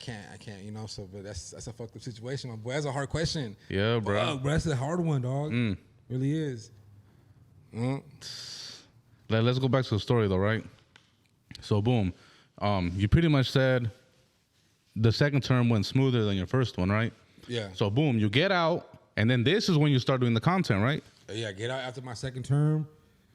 And now I'm doing that 4 years. And before that, I did like a year and 8 months, a year and 9 months. Now, almost 6 years of just straight jail time. I'm 25 years old. Now, I heard every story. I heard of everything. I know every gang. I did time with every person from Northern California, Southern California, Crips, Bloods, Cholos, even the white boys, i.e. Pickerwoods and the skinheads. No dogs, no bulldogs? The bulldogs, all the Fresnecks, everything. Oh, now, shit, that's what they call them? The Fresnecks, the bulldogs, everybody from Bakersfield. You know what I'm saying? All the essays out there and the white boys out there. Bakersfield got a lot of white boys too. Bakersfield got a gang of white boys out there doing their thing. Yeah, I think they got their own little city out there, like Oildale or some shit. Oildale? Yeah. Shout out Oildale. I'm fucking Bakersfield, Oildale. How long were you out this time? Between the second term and the third term, I was out. Unfortunately, another year, like 15 months. Damn. So between all my terms, I was out 13 months, and then the second one, and between that one was 15 months. So I did my first term, I was out like 14 months, and then my second term, I was out like 15 months, 16 months, and I did my third term. So I wasn't out no more than 2 years in between terms. It's the longest I've ever been out in the history, dog. I got out 2018. I've been out ever since. Hey, congrats. Thank you, Pops. Appreciate you. So the first one was for assault with a deadly weapon. Second one was carjacking. And then the third one, what happened here? Assault with a deadly weapon. Again. The same shit. Assault with a deadly weapon. The same dad too, or what? No. This is between a bunch of people that try to beat me up. Oh shit! I ended up beating a whole group of people up. It was the girl I was dating. Once again, over a girl. It was the girl I was dating. I beat up because she was my sugar mama. So at the time I was 26 or 7. She was already like 44. So she had kids my age. All her kids were my age. We're the exact same age, dog. Me and her daughter were like the same, born in the same week. So we used to be at Walmart or the store, and like the cashier would think me and the daughter are together. You know what I'm saying? Like, oh, you guys are a cute couple. And the whole time I'm with the mama. You know what I'm saying? So to make a long story short, dog, we ended up getting into it. Family, that's why, dog, I can't be dating anybody as women. And luckily now I learned my lesson. It took dating toxic women to learn how to pick the good women. Respectfully, are the women the problem or are you the problem? I think me and both. Both, dog. Because now, dog, I did 2 terms. I don't know how to be in a relationship, dog. I started going to prison at 18. So now I'm 25, dog, 26, 27, dog. I don't know how to be in a relationship, dog. I had no practice at this shit. Everybody around me doesn't go to jail, so everybody had the opportunity to experience trial and error through relationships. I didn't experience that. And people who've did a lot of time know the same thing, dog. If you did a lot of time in the system, you don't know how to be in a relationship, dog. It's just something we just got deprived of, and we lost that. We lost that privilege, dog. Yeah, I guess you can say. Saying because now that I got out at 31 officially. 2018 that was my last time ever being in prison. So I've been out almost 8 years now, or 7 years. So now I know how to be in a relationship. I had enough time to learn. I've been out 7 years. I've been through a few relationships. I learned. But my 20s, I did all my 20s in prison. The only birthday I was home for was 21 and 26. I did 19, 20, 22, 23, 24, 25, 27, 28, 29, 30, and 31. I did 11 birthdays in prison. That's crazy, bro. 11 birthdays, my boy, between 3 prison terms. So what happened here with you and the sugar mama? So hold up, before I get into this, was the sugar mama the only source of income? Like, was she really breaking you off like that? Yeah, it was real life sugar mama. At that time, I was really in the streets. Now I'm a 3-time felon, 2-time felon, dog. Now I'm an real ex-convict. Now 2 prison terms. Now I'm 25, 2 prison terms, dog. Multiple felonies, multiple misdemeanors, a strike. Now I'm one of them young ones that's out with just a badass record. Now my mentality is prison. I'm a jailbird. We're gonna squabble. We're gonna work out. We're gonna do burpees. We're gonna exercise, and we're gonna live how we gonna live. And at that time, dog, I was still young. I was handsome. I didn't have all these fucking moles. I wasn't fat, but I always had the ability to get girls, dog, and get the good ones with money. And so my thing was, I don't want to be a pimp. I can be a boyfriend pimp. You know what a boyfriend pimp is? Yeah, I just had a discussion with someone here yesterday. There's a difference. You could be the type of pimp where you have girls on the blade. You have 4 or 5 girls on the blade, and they're making you money. Or you could be the type of pimp where you have 4 or 5 girls that got money already. It was a no-brainer. If I have 4 or 5 girls and I'm making them go hoe for money, I'm taking jail chances, penitentiary chances. I'd rather have 4 or 5 girls that got money already. They're just buying me shit. I don't gotta do no work. So it was like, but not everybody can do that. I'm handsome, I'm black and Mexican, I'm mixed, dog. So not everybody can have 4 or 5 girlfriends with money. Most niggas got 4 or 5 bitches trying to make money. So I went that route, and luckily it worked, dog. So now my whole hustle is just sugar mamas. Was the sugar mama, keep it 100, was she attractive, or were you just fucking with her because she was? I ain't gonna lie, my main sugar mama, my white girl, she was kind of attractive, dog. You're talking about this 44-year-old, right? Yeah, 44-year-old. She was attractive. She liked black people. She was a white girl, 100% white. But she was into black guys. All her kids were all mixed and shit like that. So she was the white girl all the blacks went after. She went after me because I was young. She wanted a young stud. You know, I was all tatted up back then. After my second term, I was all blasted up already. I was just really out there on the streets. So I didn't care if I went back to jail. I could survive in jail. I could survive on the streets. But I had these sugar mamas all, and they're taking care of me. They were buying me Tahoes. They were paying my My phone bills back then, the iPhone 6 Plus was the newest phone on the market. I had the iPhone 6 Plus, brand new, had 2 of them. I had like a 2006 Chevy Tahoe. They give me rent. Now I don't have to commit crimes. Now I'm living off of sugar moms. I'm young, I'm ex-convict, I'm buff. Long ponytails, my boy. I look Samoan. I had long hair. Since they're breaking you off, are you going extra hard, like to love on them and like really be on them, or is it just the same? Dogging them out. I'm treating them like they wanted to be treated. In my eyes back then, they wanted to be treated with love, but in my eyes, they all knew about each other. They're all each other's friends and shit. Okay, so it's not like they didn't know. Victorville was small, bro. And back then, Victorville was it's really small, especially back then, dog. Before it started growing. So this is 2013, 14, 15. So what was the situation? 14, 15. What was the situation that happened that led you back in jail? Prison. I pulled up to my sugar mom's house with another girl. And they started arguing, and her sons are my age. My bad. Before you go into this, what occurred to you to bring another girl to Sugar Mama? I just didn't care. I was just living my best life. I didn't care about nothing. But she knew about her, though, right? You said earlier they knew about each other, but they didn't like each other. But they definitely knew about each other. They all had animosity towards each other. But that was just my way of living, dog. It sucks, and I regret it. And if I could go back, I would change it. That's fucked up, bro. I'm the type of person that now I'm not like that no more. I changed, dog. Now I had that shit done to me, so I know how it feels, dog, to be played and manipulated and hurt. I'm a grown ass man. I'm about to be 40 soon, so. But in my 20s, I didn't think about that. I thought about me, myself, and I. So when I pulled up to her house with another girl, I just didn't give a fuck. I was picking up my little homies. My little homies were fucking with her daughters. Now, mind you, she's already in her 40s. Her daughters are my age. Her daughters are in her 20s. So my homies were fucking with the daughters. I'm fucking with the mama. They're all just trying to get their dick wet and fuck. I'm trying to get that bag. You know what I'm saying? So I was ahead of my homies. I'm like, shit, you can fuck with all these, the daughter. I want the bag. And back then, she was taking us on vacation, dog. She was paying for me and my homies. We'll go to the lake trips, rent jet skis, like that type of sugar mama. Not no pay my phone bill and let me use the car. I'm talking about real.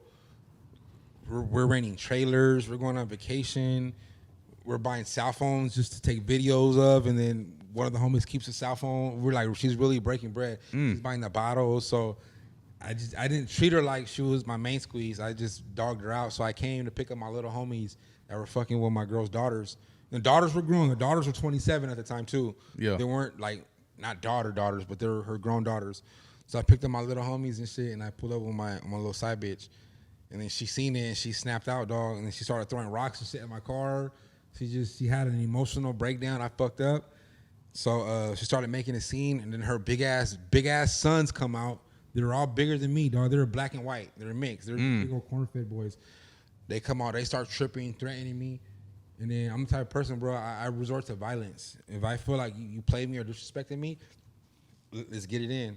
You know what I'm saying? But that's what happened. I ended up catching a case for that shit. I ended up beating up like 4 or 5 people, dog. Like, I had 4 or 5 counts. I had one charge, but 4 or 5 counts. So when they do that charge shit, you could have like, they could charge you with a felony, but it could be like 4 or 5 counts under that felony. So I had like 4 or 5 counts of battery, assault with a deadly weapon, GBI, now great bodily injuries. Those are hard to beat in court. But luckily, dog, I got 2.5 years for that. That was my 3rd term. Never went back since to prison. And this 3rd term, where'd you go?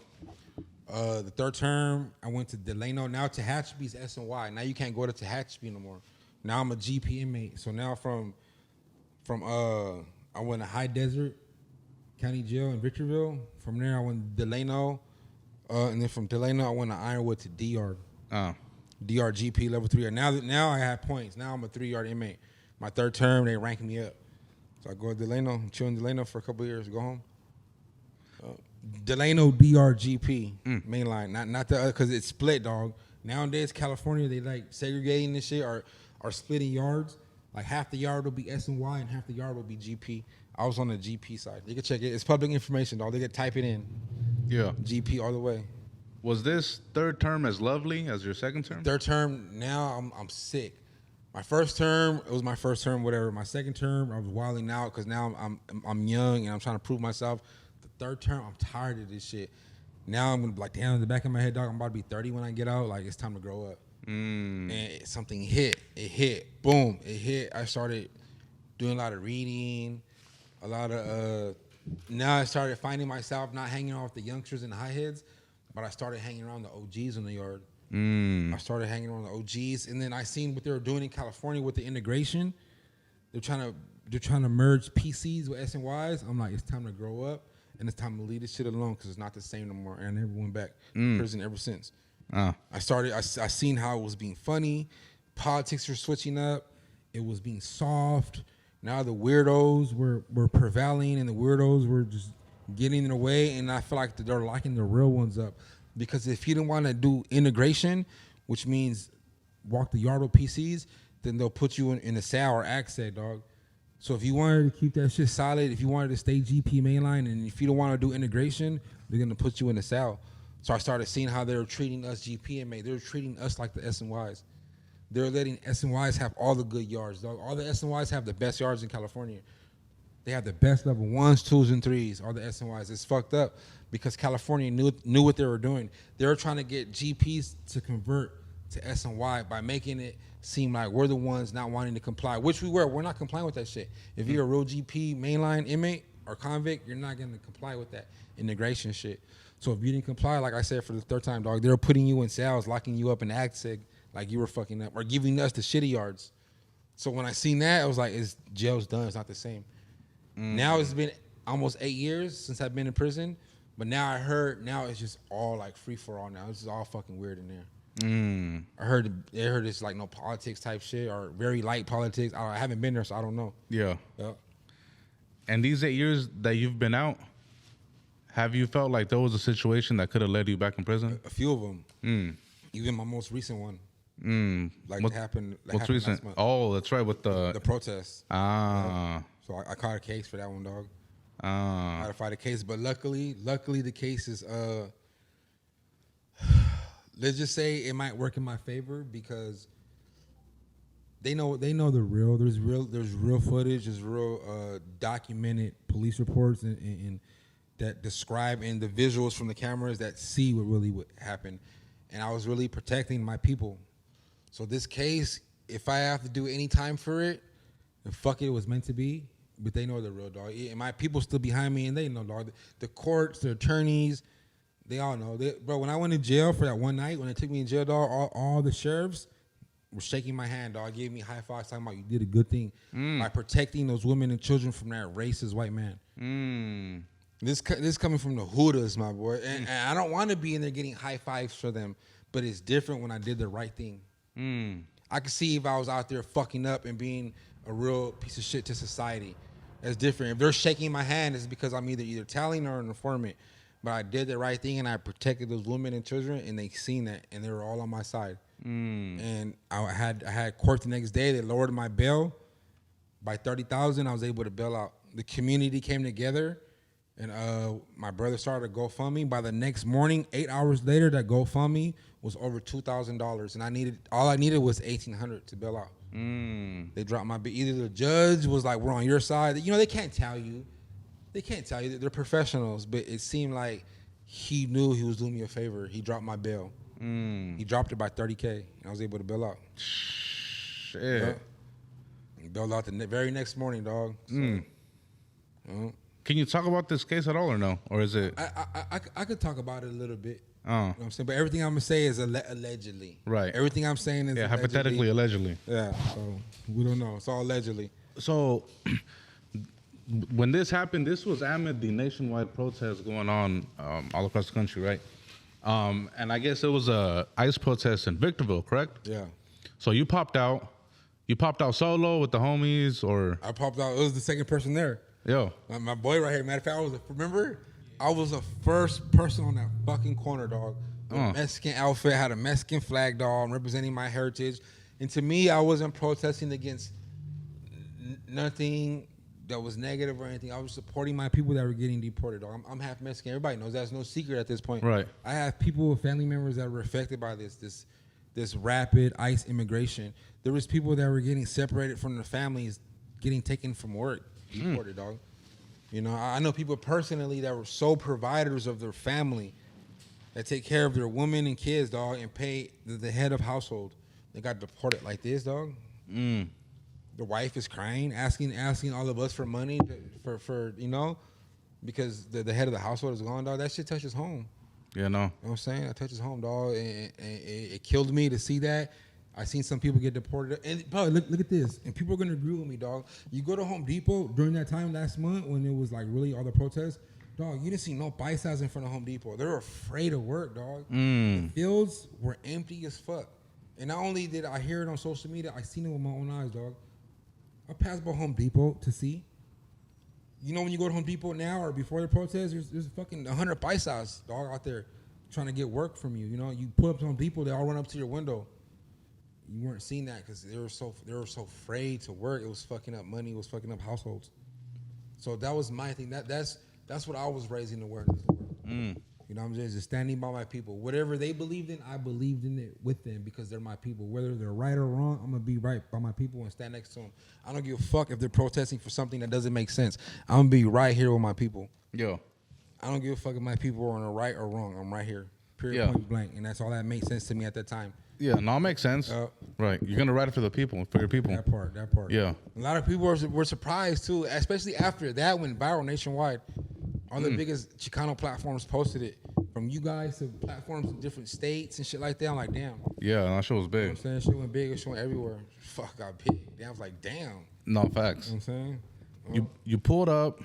How long were you there until that situation transpired? Maybe like an hour, 2 hours before it happened. I was the first one. He came, and then it just started, like, the momentum built. I was going on live. It was peaceful protest. It was peaceful. What it seemed like? We're chilling. We're having fun. Yeah. We were just minding our own business, being peaceful and being respectful to people, dog. We weren't impeding traffic. And if we got in front of a car, maybe every now and then, it was somebody that we knew or a Mexican that was voting for us. Hey, you know, we get in front of the car, hey, and then they'll go. But we were not at one point impeding traffic. We weren't jeopardizing nobody's safety. We weren't making nobody late to go to work. We were peacefully protesting, dog. We were on a public sidewalk exercising our amendment right, dog. You know what I mean? Our First Amendment right. I think that was our First Amendment right. One or the other? One Amendment 1, 2, 3, or 4, whatever amendment it was, we're exercising our right, dog. We're protesting, had a peaceful gathering in a public place that we pay taxes for. Rightfully so. And then you had these racist people come and they started ripping flags from the homegirls. Saying they started. Was it these? It was two individuals, or it was those two people, dog. And it was just them two, or they came in a group, or like? I don't know because there was an altercation that happened before mine. So, okay. And that just goes to show you that I didn't start nothing. I just helped de-escalate it by neutralizing the threat, if that makes sense. You know what I'm saying? Because he was on a sick one, dog. He was driving erratically around the gas station. He had an altercation. Then he left. Then I guess it fucked him up in the head that something happened to him. He came back and they were driving in circles. They could have caused an explosion or something. There was women. There was kids there. Their little homegirls were there, dog. There was people with Mexican flags, signs, ice signs, you know what I'm saying? And they just came, dog, and they started ripping flags down from people. They started destroying signs and stuff like that. You know what I'm saying? So before anything got worse, dog, I had to de-escalate that shit. Nobody else could. He was acting very erratically. He was putting people's welfare and safety in jeopardy. You know what I'm saying? By driving, like I said, erratically in that parking lot, dog. Those are life pumps. You hit one of those humps, dog, and there's women and children there. Then what? Yeah. I feel like if I didn't do that, then something like that could have happened. Yeah, that's why I say they see those cameras up there they have at the Valero gas station. They see, dog, and there was all my people. There was 2 of them, and about maybe 60 of my people. So they have 60 reports in my favor that he was acting very erratically and he was very disrespectful and racist. Versus their 2 reports. So 60 versus 2, that's gonna be a hard case for them to win. So shit's in my favor. And plus, everybody in that courthouse fucks with me. Yeah, you know what I'm saying. When you say, my bad, go ahead. All those little attorneys and DAs, they're all Chicanos. They're all Mexican now. We're living in an era where a lot of our people are working in those places. You know what I'm saying? You got a lot of district attorneys and DAs and public defenders and shit like that, and judges that are Chicanos. So now, by the grace of God, it might work in my favor. Especially the Victorville Courthouse. Yeah, I go in there, but it's all Mexicans that work in there, so they know time. Half of them are fans. Half of them, they flirt with me, dog, on the internet. The girls that work in that courthouse, yeah, they all like my pictures and stories, so, man, shout out to them. Yeah, no, hopefully everything good, God willing. Shout out to them, for real though. But when you say they were out there doing racist things, like what forms of racism? Like outright racism? Like, hey, like... outright racism. Using derogatory terms or like what kind of racism? If you go look at the footage, they were yelling and chanting, "Why are you here?" What do you mean, why are they here? They were born in this country. Not all Mexicans are from Mexico. So when the homegirls were protesting, they were protesting for their people in support of our people. You know what I'm saying? I was wearing that Mexican outfit for heritage, dog. This is part of my heritage, dog. At the end of the day, I'm half Mexican. So when they came up, they're yelling that, "Why are you guys here? You don't belong here." Yes, the fuck we do. We were born here, dog. I was born right here in East LA. I'm just as an American citizen as those white people. You know? So they weren't making sense. They didn't know what they were talking about. They were just being very prejudiced, racist. You know what I'm saying? So what was the situation that made you want to step in? First of all, that was a big 6'5", 6'6", 350-pound, 400-pound white man that was using his size and his physical appearance to intimidate young women and children, physically, verbally. He was bogarting his way in between the crowd.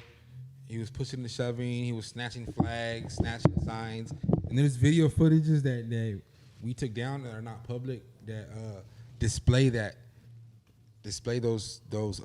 actions that he was doing. So we got this in the bag, dog. When it comes to court and shit, I'm not worried about it, dog. It was a simple fight. I didn't rob nobody. None of that shit, dog. I didn't steal. None of that. I didn't kill nobody. I didn't assault with nothing.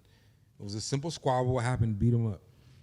When you approached him, was there communication or you just took flight? There didn't need to be no communication. He communicated enough by acting erratically and doing what he did to those women and children. After you did what you did to the women and children, dog, you did enough. You didn't need to say anything more than that. Yeah. And then the other homies couldn't handle you. You know what I'm saying? It's not like they didn't try, because a few of the homies did try, but they're all just short little paisa homies, dog. They're not going to do much damage, dog. You know, they're all like 4 foot. You know what I'm saying? They're little homies. They're my homie. They came and supported me. But blood couldn't make us any closer to those guys that came and supported me. But they couldn't stop that big old man. You know what I'm saying? So I had to step in, dog. And there's a clip of the fight video. Like they caught us during the middle of the fight. They didn't get the first half. But fuck it, I don't even want to upload it because now it's a situation. So, but man, I dog walked that big old boy. Big for nothing. You see how his feet were in the air, just like all jello. I don't think I've seen the fight, bro. I seen the clip of you like recording yourself. Yeah. I seen that one, but the fight I haven't seen. Yeah, with your hand and shit. Yeah. Yeah, man, he was a big old intimidating white boy for nothing. Bro. Damn. Big old white, what? All that big shit, all that racist shit for nothing. So I feel sorry for them because they got very humiliated, which maybe some people feel like they deserve. I heard some of them got fired from their jobs, which I feel like maybe some people feel like they deserve. Not me, but people. You know what I'm saying? I know people are watching this or are probably going to watch it, but people feel like they got what they deserved. Yeah. I'm not going to say what I feel, but the majority for sure feel like they got what they deserve. They got very humiliated. The high desert's not that big. So I'm pretty sure when they go into a business, people are going to recognize them and they're going to get what they deserve. Does Victorville have a history of racism at all? They say it does. Does it really, Pop? It does, huh? Because there's a lot of us out there now. There's a lot of minority going out there. You go to Victorville, dog, you see Mexicans everywhere, blacks everywhere now. At first, at a time, it was a lot of white people. But now, shit, people are coming. Yeah. Hey, so I want to stay on this Mexico topic, right? Because you be really repping Mexico. Like, you were out there in the protest with your Mexico jacket, and you for sure let it be known that you're half Mexican. And then with this racist encounter, like, people like this, they'll like to say, well, you represent Mexico so much and you always talk about it. If you love it so much, why don't you go back? Right. Why do you always wear Mexico? Like, what do you got to say to that? We don't have to go back if this was Mexico at one point. Why would we have to go back to somewhere where we've been at? All right, I'm gonna argue with you just for the sake of the podcast. Right. What do you got to say to people? Well, nah, this ain't your land no more. This is our land. This is America now. This ain't Mexico no more. It might not be our land no more, but at one point it was our land. So where are we going back to? This is where we're from. So indigenous people that are from here, all them paisas and shit, this is all Mexico at one point. Nevada, Arizona, California, You know what I'm saying? Pieces of Texas, all that shit, dog. This was Mexico. At one point. So where are we going back to? Yeah. If we're already here. You know what I'm saying? If anything, look, I hate to say it, dog. You know, I'm not prejudiced. I love white people. My girlfriend's white. You know what I'm saying? 6 out of 10 of my exes are white. Fuck. How you? It's the truth though. But look, I'm gonna tell you something, dog. The real immigrants are Europeans.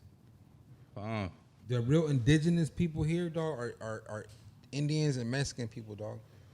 The real indigenous people of this land. We've been here. We didn't have to cross no oceans. Europeans had to cross the ocean, dog. Mexico's right there next door. We didn't have to cross a fence or ocean. There was none of that shit back then, dog. You just walk over and live here, dog. The real migrants or what do you call them? People who are not from here are Europeans. Yeah. When they say go back to your country, the aliens as they like to call them. Where are we going back to? Yeah. They're the ones that came overseas. You know what I'm saying? Reals though, dog. That's your talk. Reals facts. So boom, let's go back to the story.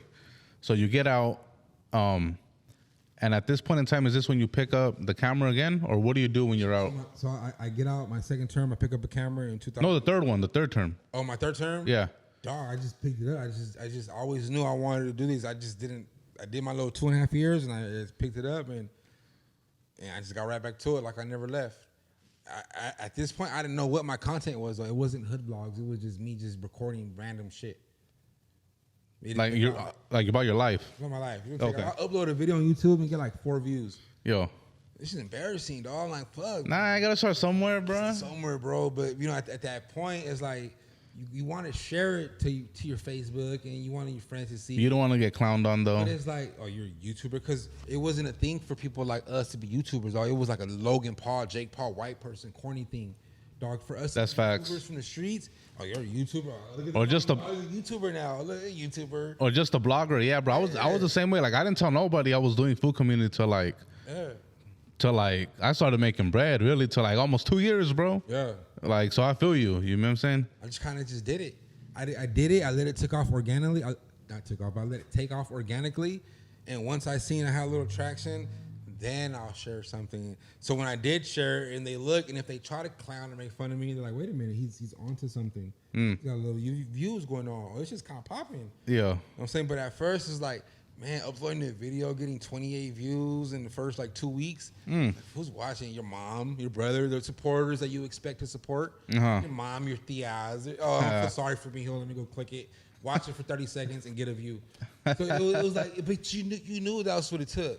Yeah. You knew it was like, fuck it. You got to embarrass yourself, dog. That's what I knew. I'm like, you know what? I'm willing to embarrass myself and try things that people don't know, because I know it might work.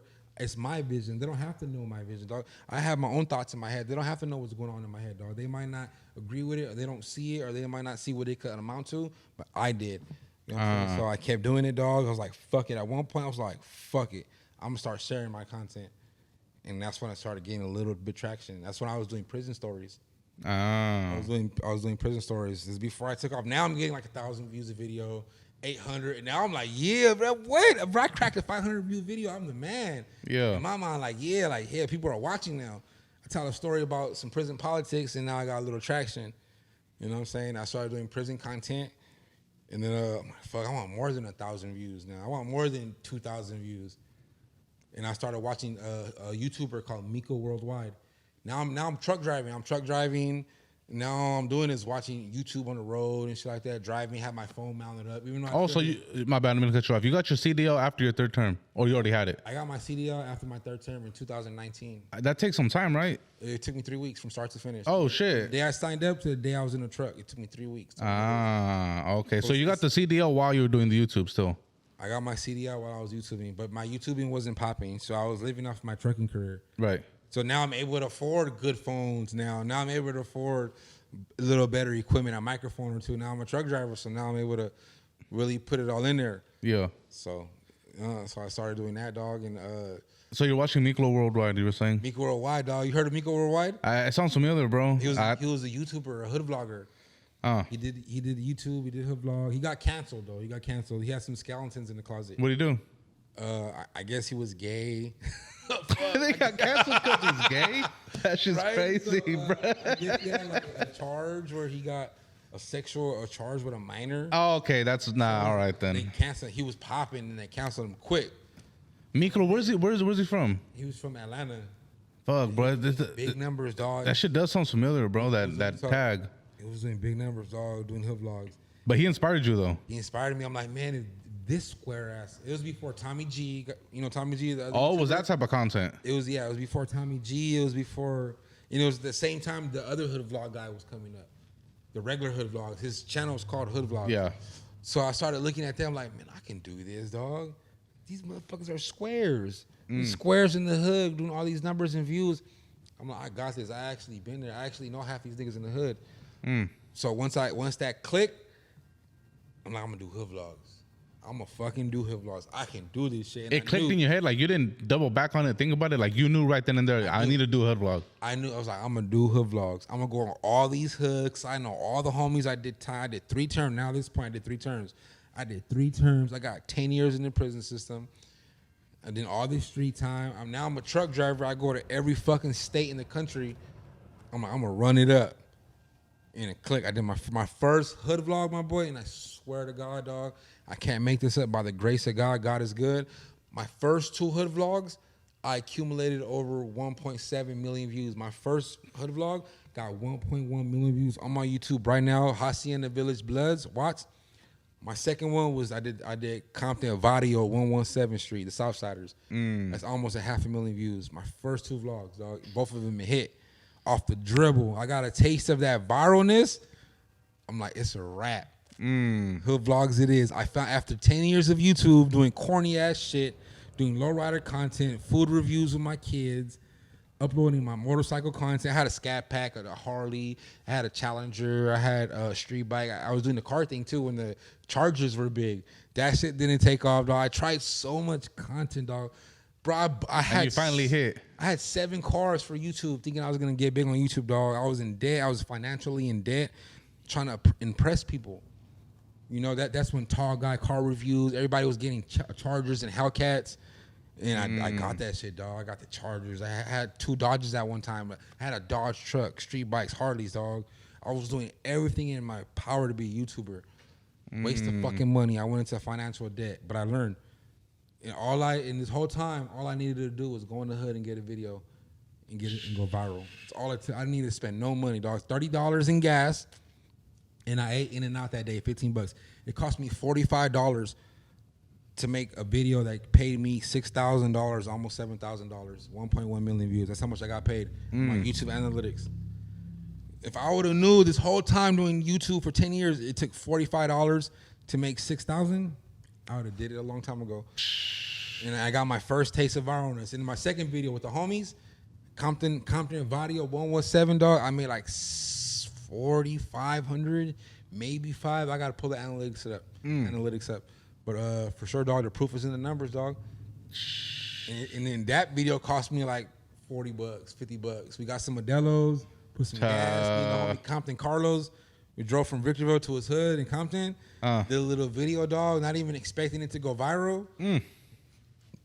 Went viral. Yeah. Hit him up after I got my first big YouTube check. Hit him up, give my boy like $400. He was happy. He's like, what's this for? I'm like, bro, that video went viral. And this before, like, because now after all these years, that video accumulated 4,000. But the first month, I got like $1,700. The first month. You know, when you hit that first viral video, like, and when the video is fresh, you get paid the most money. Like the first 30 days. You get paid on YouTube once a month.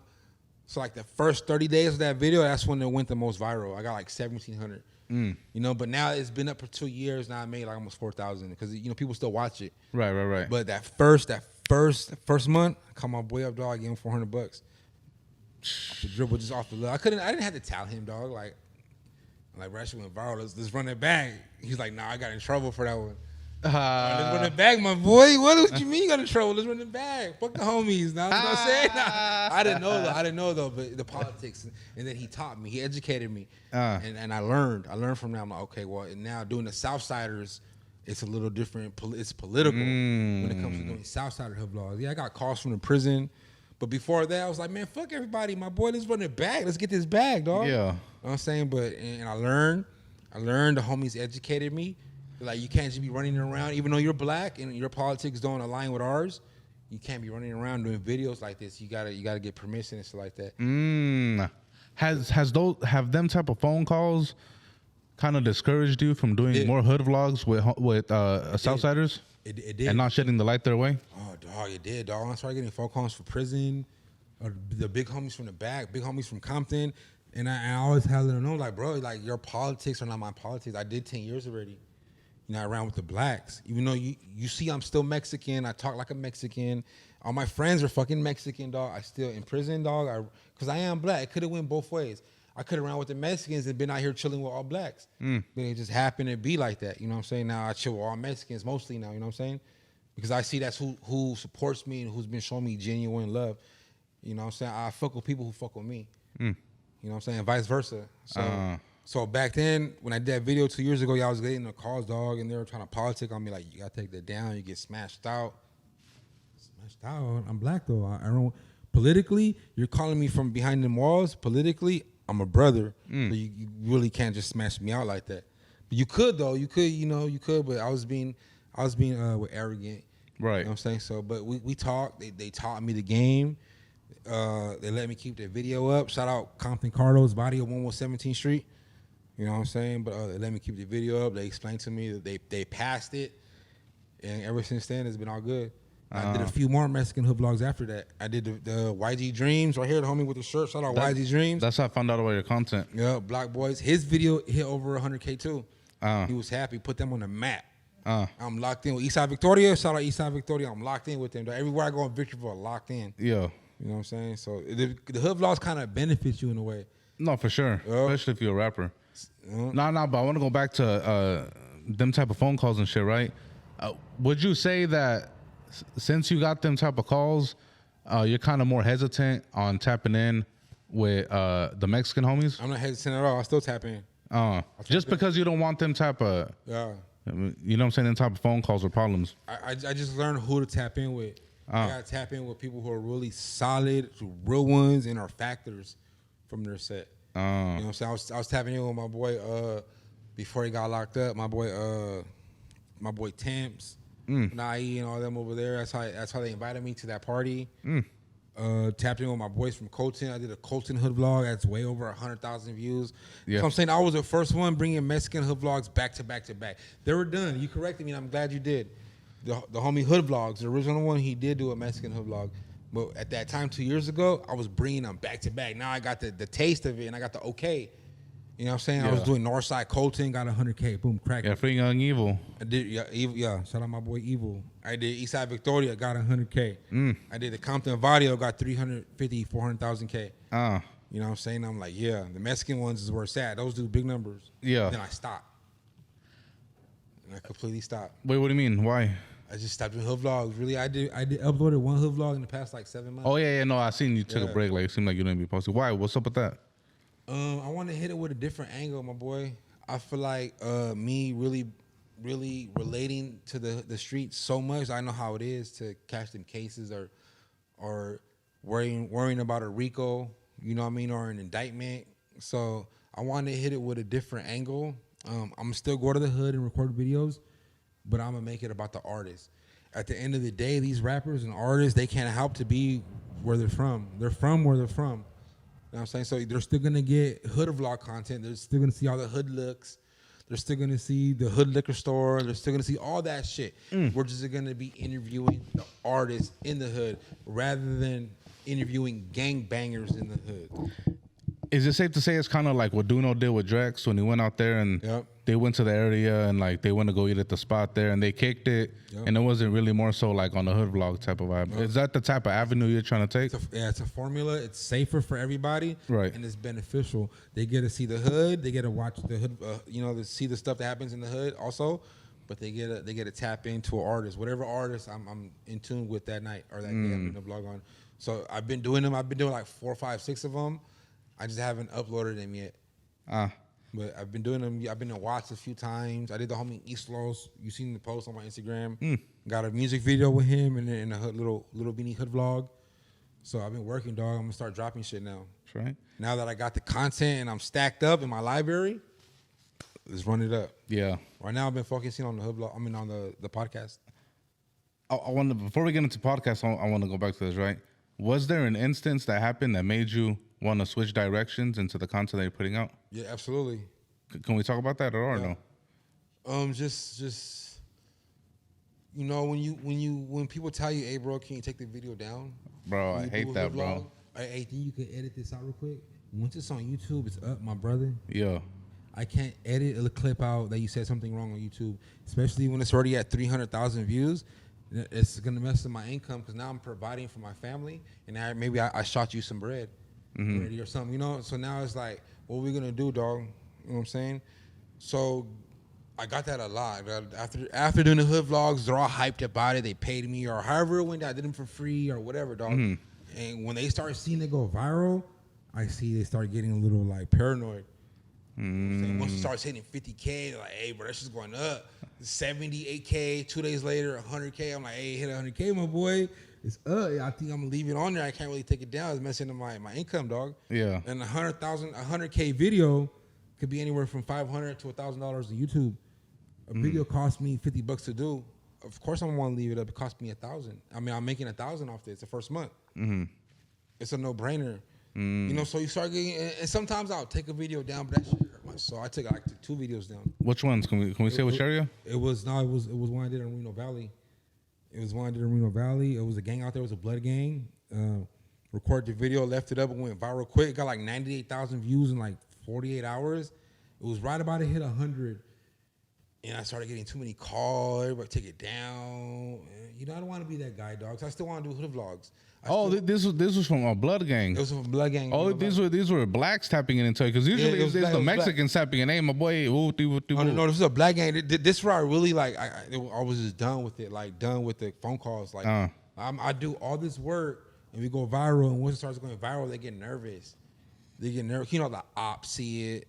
You know what I'm saying? The cops see it. They just go viral. Now their DMs are flooded. Like, hey, I seen you on the hood vlog. They get paranoid, you know? So, yeah, I took one down, dog. A few down. But I hated that shit. I was like, damn. Have you ever taken down a Mexican one? No. Oh, wow. That's surprising, actually. They tried to. Like Compton Vadio, 117th Street. They tried to, but I got the okay from behind the walls. Left it up. But I took 2 black ones down. And that shit broke my heart because they were a good video. I'm like, that was $1 million video. I could have got $4,000, $5,000, $6,000 off this video. But out of respect and just having some type of dignity, and I want to keep my face card clean because I don't want to fuck myself up and not be able to go to the hoods or do content. Because if I have a bad reputation, that's going to fuck my business up. Yeah. So it's a fine line, dog. It's a fine line. It's a very fine line with the hood vlog. So that's why I wanted to switch it up a little bit. Yeah. People don't understand that neither, bro. Like, it's time consuming. They don't see that being as a content creator. Like, bro, like, I'm going out there to fuck with y'all and do this. Yep. And then I got to go home and edit it. Yep. And then I got to chop up the clips, put on Instagram and TikTok to hype the shit up. Eyes be hurting, people be tired. Yeah, bro. And with me, if the video don't get approved by YouTube, if I don't get monetized, and they don't tell you what part you fucked up on.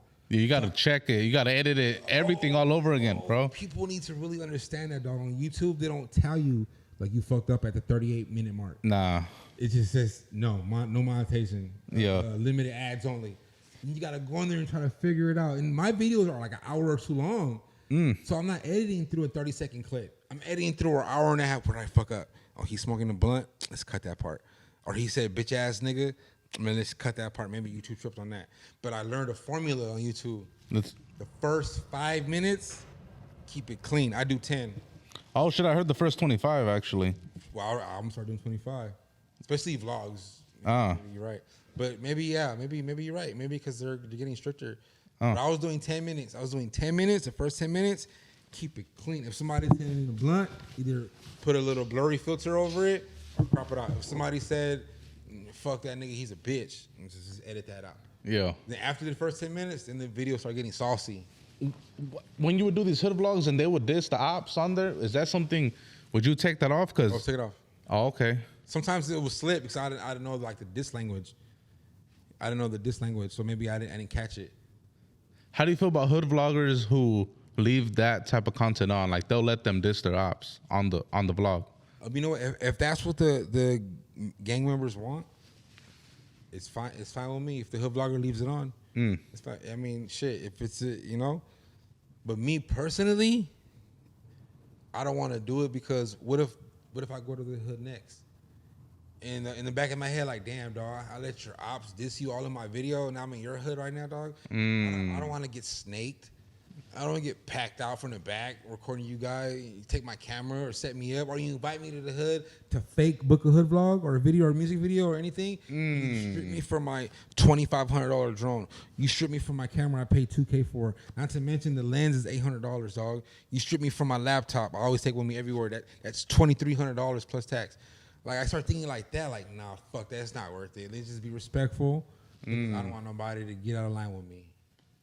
So that's always in the back of my head, dog. I know one day I'm going to end up recording the ops or running into the ops. And what do I look like, dog? Letting all these motherfuckers diss you, and then I'm with you in the same room 2 weeks later, chilling with you now. And the whole internet, nigga, heard the ops diss you. So I don't want to be the guy, dog. I'll leave that for the other YouTubers. Maybe because I'm older, so I know the repercussions. And I have to like, to a level, I have to respect politics. Right. I have to, dog. There's some hood vloggers that never been locked up as long as me. There's some hood vloggers that never really been through that struggle, the prison, doing terms, 5 felonies, 7 misdemeanors, 2 strikes, dog. Maybe the hood vloggers that are around here doing hood vlogs haven't been there. I've been there. And I really fuck with these people from the trenches toughly, dog. If I need somewhere to go and I'm struggling, I could call one of the homies in Compton and let me stay night in the projects, dog. I'm doing bad real quick. I ran out of gas right here. Can you come save me? I'm off the 105 right here. Like, I always keep my connections good, dog, because you never know. Are the hood vloggers in the wrong for leaving that type of content on? No, the hood vloggers are not in the wrong for leaving disses in their videos. They're not in the wrong because maybe they don't know. Maybe they're naive to it. Maybe they don't recognize the diss language, because the diss language is some people, not everybody knows the disses. Everybody has a different, every hood, there's a way to diss every hood. And I feel like a lot of these hood vloggers don't know. Some of these hood vloggers are really squares. So a lot of them can't know. They won't know. They will never know really the disses and shit like that. So it's not wrong for them to leave it in there. There's some who do know. Some who do know. But they leave it up there because they don't want to, how do I say, like, censorize, right? They don't want to censor nobody. Yeah. They're like for freedom of speech. Yeah. Kind of like what Elon is doing with Twitter or X or whatever, right? How do you feel about that? Do you feel like even though they know, but they're leaving it up because they don't want to censor nobody, do you respect that? Or I respect it. I cannot disrespect it. Okay. I respect it. That's just on them to deal with whatever happens in the future. I don't want to deal with those repercussions. Me personally, I don't want to deal with the backlash. I don't want to deal, once again, what comes with it, dog. Nothing might happen now. Nothing might not happen for the next 2 years, but I just don't want to be that guy, dog. I don't want to. It cringes me up to hear you guys diss each other. Cause I love my community, dog. I don't give a fuck if you guys are ops. To me, you're the same people. Yeah. My people, I love you guys. So I don't want to be that guy to really promote that. That's just me though, dog. That's just me personally, dog. Yeah. Cause I've done a lot of time. I really have connections with these people, dog, and I don't want to just put disses on the internet. And I don't, it's not like I disagree with people who are leaving that content on there and not editing that shit out. That's on them. But me, I'm going to come with it with a respect level, dog. It's all about respect with me. Respect goes a long way. Fuck going viral. Or even if you get mad, hey, homie, why did you edit that part out? Fuck it, dog. At least I didn't do anything bad. You know what I'm saying? At least I was looking out for you. If anything, I was, So you can't really get mad at the end of the day, dog. If I edited something you said out, you can't really get that mad, dog. I was doing it in trying to look out. Yeah. It's not like I had bad intentions, taking your part out when you were dissing the ops, you know what I'm saying, or whatever. I took it out just to look out. Can't get mad at the end of the day. They can't get mad because my intentions were good. Yeah. There's some fools who not get mad, but a little upset. And you've seen it when. But I'm a real one, though. That's the thing, though. They're not going to display that with me. They might get upset behind closed doors. But at the end of the day, dog, I'm a real one, dog, and I really fuck with these people on a tough level. You know? So I'm not gonna be like, oh, fuck you, Ruffneck, because we can get it up. Yeah. Day, dog.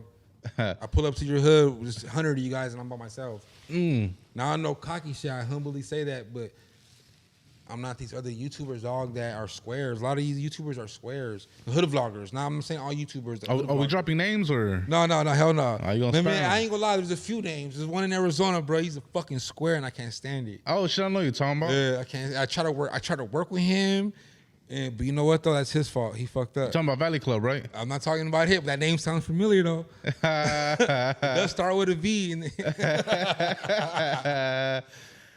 Bro, how you gonna be calling these motherfuckers babes in your videos? What? You know what I'm saying? Like, what the fuck? Well, what you mean? Like, there's a YouTuber that does his vlogs. He be calling people babe. Babe? Like, man, he be calling BABE. Like, he calling other men that? Other men. Oh. You know what I'm saying? You talking about the Arizona vlogger? Yeah. No exactly. way, bro. I'm talking about that nigga, dog. I tried to work with him a few times. And what happened there? I don't like how you leave me on scene. I'm not. You know what it was? I feel like 'cause I started doing videos in Arizona. I got an Arizona vlog that went viral, almost 400,000 views. The biggest Arizona hood vlog in Arizona. And I think like people get mad because I went into their area and got a bigger video than them. That's social media shit though. I'd rather work with you and to do something big together. But when I reply, I follow you, I don't get a follow back. I like everything, I don't get a like back. And I know it might be petty, it's social media, but this is our jobs. Why can't we work with each other? Did you DM them? Sometimes we don't see the follow or the like. Okay. And I DM people before they get big too. So I'm for sure, I know you've seen it. I see DMs and I got almost 16,000 followers. Yeah. I still see DMs and I go check purposely. I go to my hidden ones. I go to my primary, my general dog. I go to I purposely on purpose go to those areas in my DMs to see what I missed. I'm like that. I'm a real one. I want to work with everybody, dog. Even podcasters that are little that get 2 views, I go still. It doesn't matter. That shit don't matter to me, dog. I fuck with the work ethic. So when somebody clearly sees I'm trying to reach out and they don't reach out on some hater bitch shit, and then when people tell me things on the side behind the scenes, oh shit, that's what it was. It irks me, dog. Bro, I know what you're talking about. Like finding out someone said something about you behind the scenes. What exactly happened there? Like, what was being said? Okay, I'm a truck driver. So, I had my run where I was doing big numbers on YouTube, and I went back to work to make the real bag. Support my family and myself in the truck. So when I go in the truck, dog, I'm gone 3 weeks at a time. I don't have time to upload a hood vlog. So when I hear things like, "Oh, Ruffneck fell off," Ruffneck lost his momentum, I don't lose shit. I went to go focus on my career. I'm a truck driver. I have kids and family. That's how I provide for myself and to feed my kids, and this is how I buy the things I need for YouTube.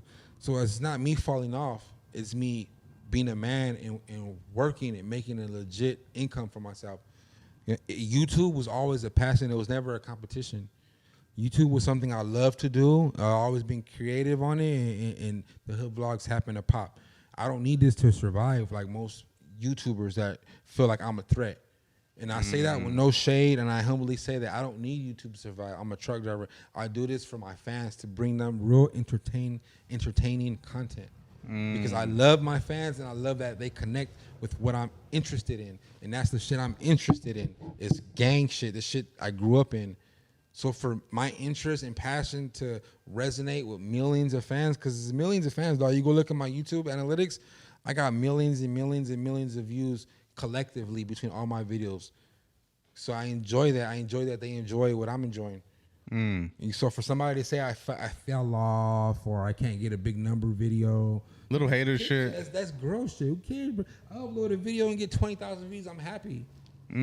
It's not a number thing with me. So when I started trucking and focusing on my trucking career more than my YouTube career, then I started hearing shit from people like, "Oh, he fell off" and shit like that.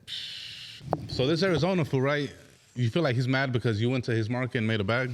And bruh feels like you like a competitive threat? I feel like it could be a variety of reasons why he maybe never hit me up or replied to me. Cause I seen, back then Instagram used to say red. So I'm like, what the fuck?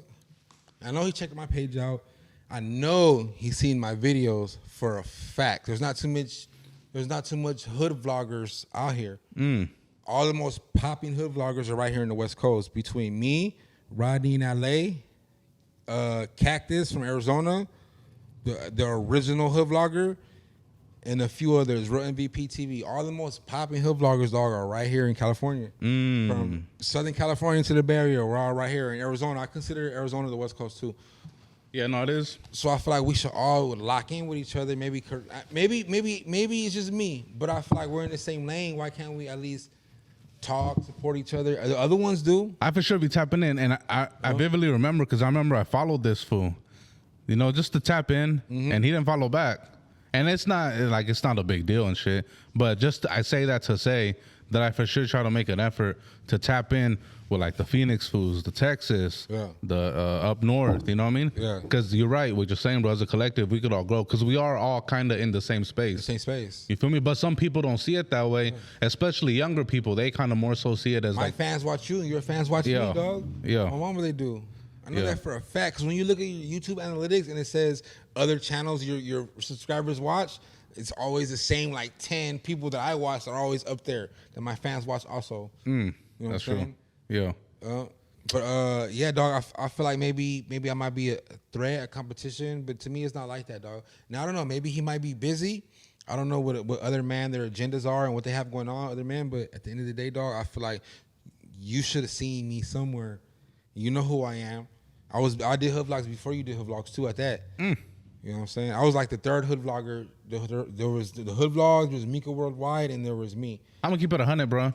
Like for the new, like the hood vlogger, yeah, he did his Dougie, you feel me? But I feel like in the West, for the new generation of vloggers, I feel like you did for sure for the first one, bro. Because it was the hood vlogger food, but there was like a big gap, bro. A gap. Yeah. And the way you were doing it, you actually like live, like. Yeah, they're fucking hours long, bro. Like when the trenches with each other, dog, we were getting a good video. We were vibing. When I go to the hoods, I'm not there to monetize off your reality and your struggle and what you're going through. It's not like that with me, dog. We're gonna go. We're gonna have a good time. I'm gonna come to the hood, sure, with a camera. We're making a vlog. But my boy, what you got to smoke? You want a bottle? You drink? Let's go eat. Yeah, you know what I'm saying? I'm here to hang out with you guys. I'm not here trying to monetize and profit off you guys, dog. What can we do? What can we do? Let's get some motion. You rap. Tell them your Instagram all through the video. The video's gonna be an hour or too long. You have a barbershop? Let's go to your barbershop. Let's run it up, dog. Let's go show them how it looks in your barbershop. Just little things like that I did in most of my videos that really helped me, dog. And if you look, maybe 80%, 70% of my videos are over the 100,000 view mark. My bullshit videos, me talking, maybe it's just a bullshit video. Yeah, 10,000 views, 20,000, 40. But I'm okay with 10K. I started with 28 views a video. I'm okay with a 5,000 view video. If I hit 1.1 million in the video and 70% of my videos hit over 100K, I'm okay with taking a loss. Maybe it was my editing. Maybe the people I interviewed didn't bring the heat, or maybe they were just a hood nobody cared about. At the end of the day, dog, I'm gonna keep doing it, and I know I'm gonna hit a good video every now and then. Yeah. And I do it for the fans. And there's my real fans watch everything. Oh my God, bro, I can't get away with shit with the real fans, bro. I thought you said this place was your favorite food place. I can't say shit, dog. They're on me. They're on it. They dissect everything, dog. What happened to the black girl you were dating? I thought you only dated Mexican girls. You dating a white girl now? She's a stripper. Where does she work at? Yeah. She a hoe? I'm like, what the fuck, bro? But you said 2 years ago in your video that you will never date a white girl again. Yeah, bro. They'll bring up old shit, bro. That's I love it. Yeah. I love it, dog. I love this shit. I love this shit to the fullest. Let's go back to Rodney in LA, right? Because you had mentioned that fool asked you for advice, right? Yeah. What was the advice exactly? I was doing the Haters World podcast. Rodney in LA actually called in too. He called in. He gave me a shout out, and he called in after I said that I like to edit things I feel like shouldn't be on air out of respect. Then he called in and he elaborated further on that conversation. He asked me why do I really edit that shit out? And I said, I just don't want to see people get caught up over something that I could have prevented. Whether they want it on the video or not, I feel like it's my job now. This is my job now. I have to take certain procedures and precaution on what I upload. Because at the end of the day, I want to be a YouTuber somebody could come to and trust me too. You know what I'm saying? And I feel like, I can't call Ruffneck, dog. He's gonna put me on blast. I want to be that guy to where people call, you know, and not only that though, I feel like now that I'm switching my channel, dog, I uploaded 1 or 2 hood vlogs in the past 6 months, but I got a lot more content. I've been working. I feel like this shit it could be more mainstream. I feel like a lot of people watching me. You never know who watches, dog. I feel like maybe one day when I do get that Netflix deal or Hulu deal, I can show these people how I can be clean or I can be gutter with my videos. So I want to show them a little bit of both, dog. 'Cause everybody watches, dog. Everybody watches these shits, dog. Yeah. You know what I'm saying? And I feel like this content, this street content, is getting big right now. People love it. This is where the money's at. People like seeing hood vlogs. Hood vlogs got big. That street shit, that gang shit. It goes hand in hand with hip hop music. And I feel like maybe one day I might get that phone call from a major network, like a Netflix or something like that, you know, or something big like that. And I might need to show some clean material. Yeah. But that's what I'm working on now. Clean, but still gutter. That's right. With Rodney in L.A., and now that you brought up the topic about editing things out, right? About 2 months ago, Rodney had actually received a lot of backlash because he did a hood vlog out in El Monte, right? And I guess one of the individuals on camera said that he's pushing NK, right? So you had other content creators, specifically a content creator out of Dago, Hoodie from the Hood. I did a video with him.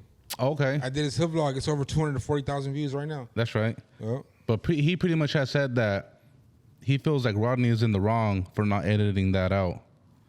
Like, do you stand by that? Do you feel like that should have been edited out? I talked to Rodney before, and Rodney will tell you right now, Rodney specifically told me some of these guys want that in there.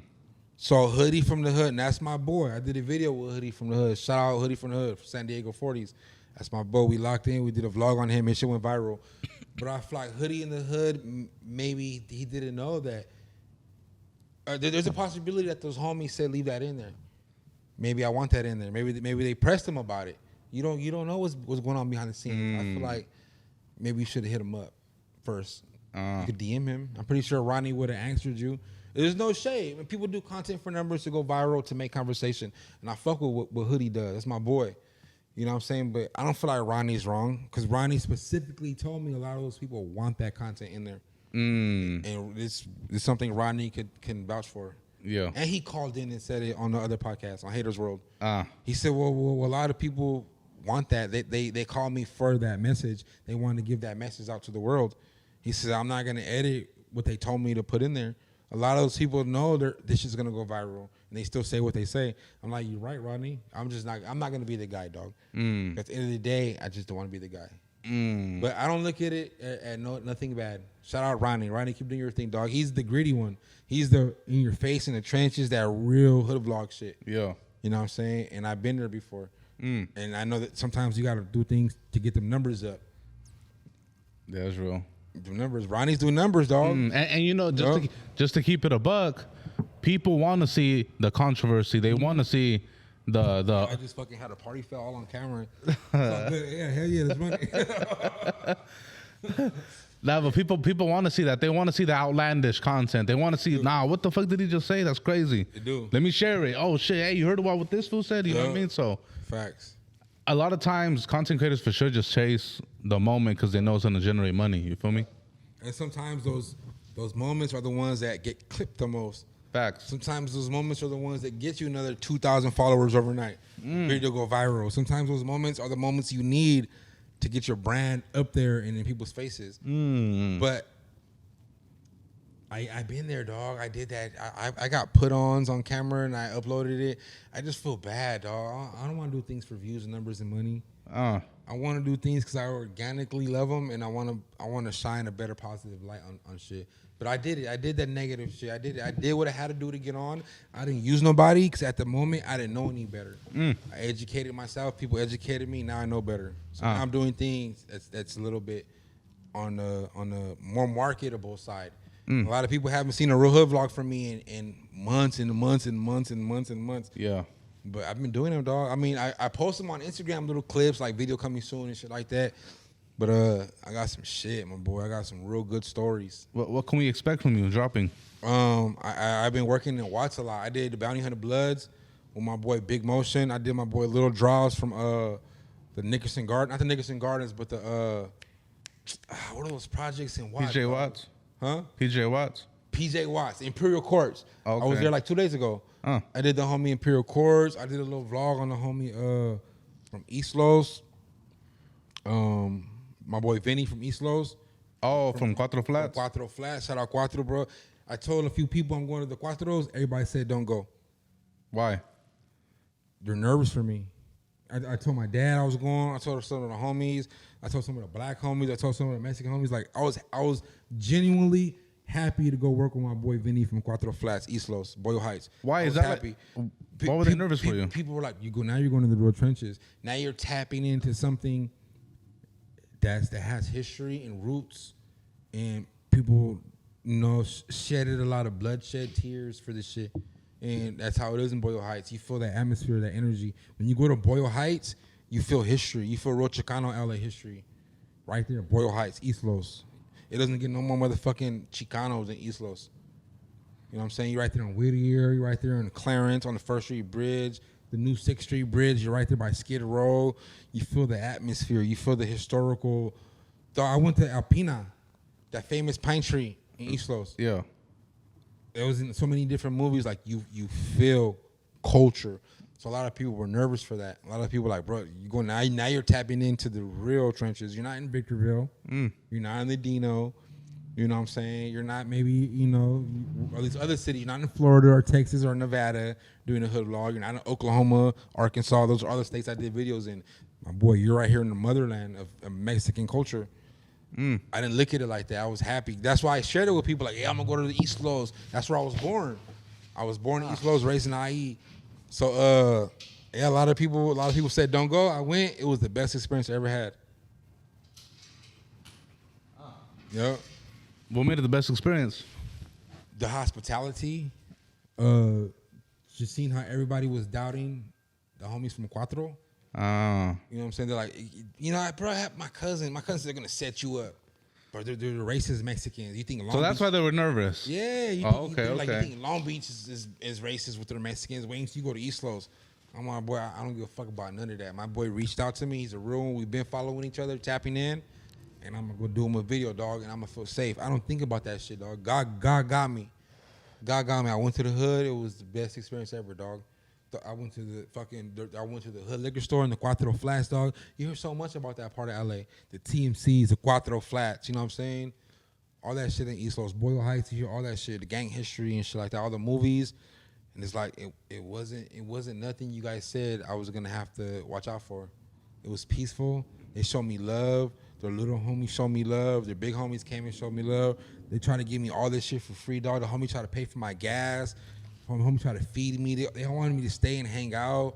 The other homie, the homies that be trapping, they asked if I needed anything, but they made sure I was good in all aspects of life when I was there. That's right. They pulled me right here. They parked me right here. Like, your car's safe right here, dog. You don't got to worry about nothing. You can leave your camera, your drone right here. The little homegirls were on point. They're watching every car that went by. I'm like, damn, that's what's up. What? They really had it on lock then. How you saying that? Lock, bro. They had it on lock. And for a minute, they used my drone to go look at the ops real quick. I'm not gonna say who the ops were, but I was showing the homie. I'm like, look, bro, I can fly 6-mile radius. Yeah. And as soon as I said that, like, let me see. They go over here, and I saw them on the drone. I was just flying and shit like, fuck, we gotta get the drone, my boy. They were surprised how they can see everything with my drone. Yeah. That's funny. So I flew over the op. I'm not gonna say who the ops were, but yeah. Yeah. Besides him, any other ones we could expect? I'm focusing a lot now that I branched out and went everywhere across the country, did vlogs everywhere, LA, all across the country to Florida and back, dog. I'm gonna focus more on my region, the IE. You know what I'm saying? I had to branch out. I felt like I had to branch out to get attention back to where I'm at. Because I felt like if I would have started where I'm at, I wouldn't have got the attention to bring back to where I'm at. If I would have started doing videos in the IE, which is sad to say, but it's the truth. Not too many people are up on game with the IE. People know about it and hear about it, but they all know when it comes to that street shit, it's just right here, LA, dog. LA put me on. LA shot me to play. LA threw me the ladder, dog, and I went up from there. If it wasn't from LA, Compton, and Watts and shit like that, I would have never been where I'm at. I got all my views from right here, LA. So I was able to get viral and then bring all that attention back to my region, the IE. That's fire. Yeah. When you're doing these hood vlogs, has there ever been a situation where you felt like it got tricky? Nope. Or did it get tricky? Nope. Never. I never felt threatened, intimidated, scared, nervous. Never. That's rare. It ran across my mind. but not really, dog. To be honest with you. That's rare because I've seen other hood vloggers say countless stories of times where they've done hood vlogs and it did get messy. Like, it got tricky. It got messy, but not with me. Oh. Like I said earlier, I got stuff on camera that maybe I wasn't supposed to get, and I will never upload. Like crimes and shit like that. You know what I'm saying? We're walking through the hood and we're 15, 20 deep. Of course, you know, there's a possibility for shit to happen. But that type of shit, I will not upload, dog. I won't upload. I'm not going to upload the homies doing a little lick real quick. I'm not going to upload doing a hood vlog and there's 4 bloods, pocket checking another guy from another op hood. I'm not gonna upload the homies from Oklahoma doing shit. I'm not gonna say it on camera, but man, I caught them stripping people. I'm gonna say they stripped somebody. No shit. I'm not gonna upload, and it was on camera. And they wanted me to upload that shit. I'm like, you don't know what the backlash you get from it is, my brother. So I could have did shit for views and numbers, but I don't need to go viral like that for the money. I have too much integrity, and I respect the game, dog. So I forgot the question, but yeah. What do you got to say to people like the likes of Adam 22 who would say that sometimes you got to do what's best for business and put integrity to the side? I feel like Adam 22, right? Like people of those likes, like well-established like media personalities. Like Adam, what I feel about him? Yeah, no, like people who would say that. What do you mean? What's the question? I don't get it. Like the question is like sometimes you got to put like you just mentioned you didn't upload certain clips, right? Because of your integrity. Integrity. Right. Integrity. So what do you got to say to people like Adam 22 would say sometimes you got to put your integrity to the side to do what's best for business? Do you stand by, like, do you agree with that? Like, do you see where it's coming from, or do you completely disagree? I don't agree with it because when Adam 22 puts aside his integrity for business, Adam 22 doesn't have to worry about the things I do. I come from this. At the end of the day, I have family that's from this. I have tios that are cholos and come from the streets, and I have to answer to them at the end of the day. Hey, what's up with that video you put up there, my boy? Adam 22 goes home, and he doesn't have to get those questions. Adam 22 is a white man, not from here. He's from like Baltimore or some shit like that, from the East Coast. Yeah. So he can throw away his integrity for business to get the views, numbers, and the paycheck. But, you know, Adam 22 does put a lot of people on. If it wasn't for Adam 22, a lot of people we probably wouldn't even hear about or be irrelevant, like Crit Mac, Go Extra, you know what I'm saying, Brick Baby. You think 4 Extra is only relevant? Back on Fig, all those fools on Back on Fig. AD, if it wasn't for Adam 22, we probably would have heard about those individuals, but they wouldn't have been a dominant force in the game right now. I feel like the reason why all these people I just mentioned, Back on Fig, AD, and all them are a force in industry because they came through the Adam 22 platform. So is it safe to say that Adam 22 put on AD and T-Rail in the media aspect? Yes, absolutely. These guys been on from a street aspect before. Without Adam 22, they've been on in a street aspect. When it comes to media, Adam 22 was for sure one of the reasons why they were even put on, or we heard of them, for me at least. And I'm speaking for me. And if it wasn't for Adam 22, I would have never heard of these guys. Who fucking goes in the car and listens to AD's music? We know AD from his podcast, his vlogs. You know what I'm saying? Who in the fuck who watches Back on Fig because they found Back on Fig off GP? They watch Back on Fig because we seen Terrell through No Jumper, come up through No Jumper, dog. Even Duno. Shout out Duno. Duno was one of the ones to reach out to me. That's what I'm saying, bro. The Mexican community, I feel like the Mexican community helps support each other because all the Mexican platforms, all the big people, they've been reaching out more than the black guys. And it sucks to say, but it's the truth. Yeah, but Duno, another one too, dog. Duno probably would have got big already, but I feel like the No Jumper platform helped accelerate his career. Would you say Adam 22 at this point is like the podcasting version of Floyd Mayweather, in the sense that anytime someone goes up against Mayweather, they're made? Like Canelo, right? Like even though he lost, like his career went uphill. I feel like anybody who fucks with Adam, their career kind of seems taken uphill. I feel like when people go and link with Adam 22 for a podcast, I feel like that's like the final boss for people. They feel like they made it. they feel like they made it. Once you go to Adam 22 and No Jumper, once you've been there and or Vlad too. Vlad too. I feel like those two were really Adam 22 because that's more of the culture. Right. You know what I'm saying? The Adam 22 targets rappers and shit like that. So I feel like when people go to Adam 22, they feel like they made it. They feel like, look, I'm here. I've been noticed. I feel like they feel like Adam 22 is the final mob boss or the final boss at the end of the game, like Bowser. Like you go to Adam 22, you're at the last chapter. You made it. Anything's possible after that. And I get it. I understand people feel like that because a lot of greats have came through Adam 22. But I feel like there's other platforms too that you get that same vibe from, like you guys. I feel like in this Mexican lane community, which I don't look at it any different. I don't separate them. The black podcast and the Mexican podcast to me is one. I feel like what was I saying? Well, I feel like these platforms on this side of the spectrum maybe can be viewed at and looked at by some people like I made it. A lot of your fans, a lot of people who can only imagine being here on these couches, dog, with you, Lucky, Haters World, just these type of big platforms that everybody recognizes. I feel like, why can't people look at these platforms like No Jumper? Like, I made it. This the final step. Like, this the final mob boss. You guys are big platforms, bro. Yeah. No, facts. I see Adam. I feel like Adam feels maybe like not threatened, but like business is going to be at an all-time high competition because all these other platforms that are coming under him are getting it up right now, dog. I feel like No Jumper is going to be not the top dog no more. And that's your prediction right now. That's what I know is going to happen. Oh, you know it. I know that's going to happen, dog. I see it. I'm a number and analytic person. I like looking at numbers, analytics, and I like, okay, Adam's getting 100K on this video or whatever. I'm seeing other interviews go up now too on the Mexican platforms. I feel like Adam 22, like really, I don't even care if I make it on Adam or not. To me, it's a messy platform. I don't want to be involved in that circus. You know what I'm saying? There's a lot of messy shit. There's a lot of shit that goes on that maybe I don't agree with, dog. And I don't want to be involved in that shit, dog. My parents, my dad watches that shit, Adam 22. You know what I'm saying? For real? I don't want to be right there involved in that messy shit. My dad's like, that shit messy, but it's entertaining.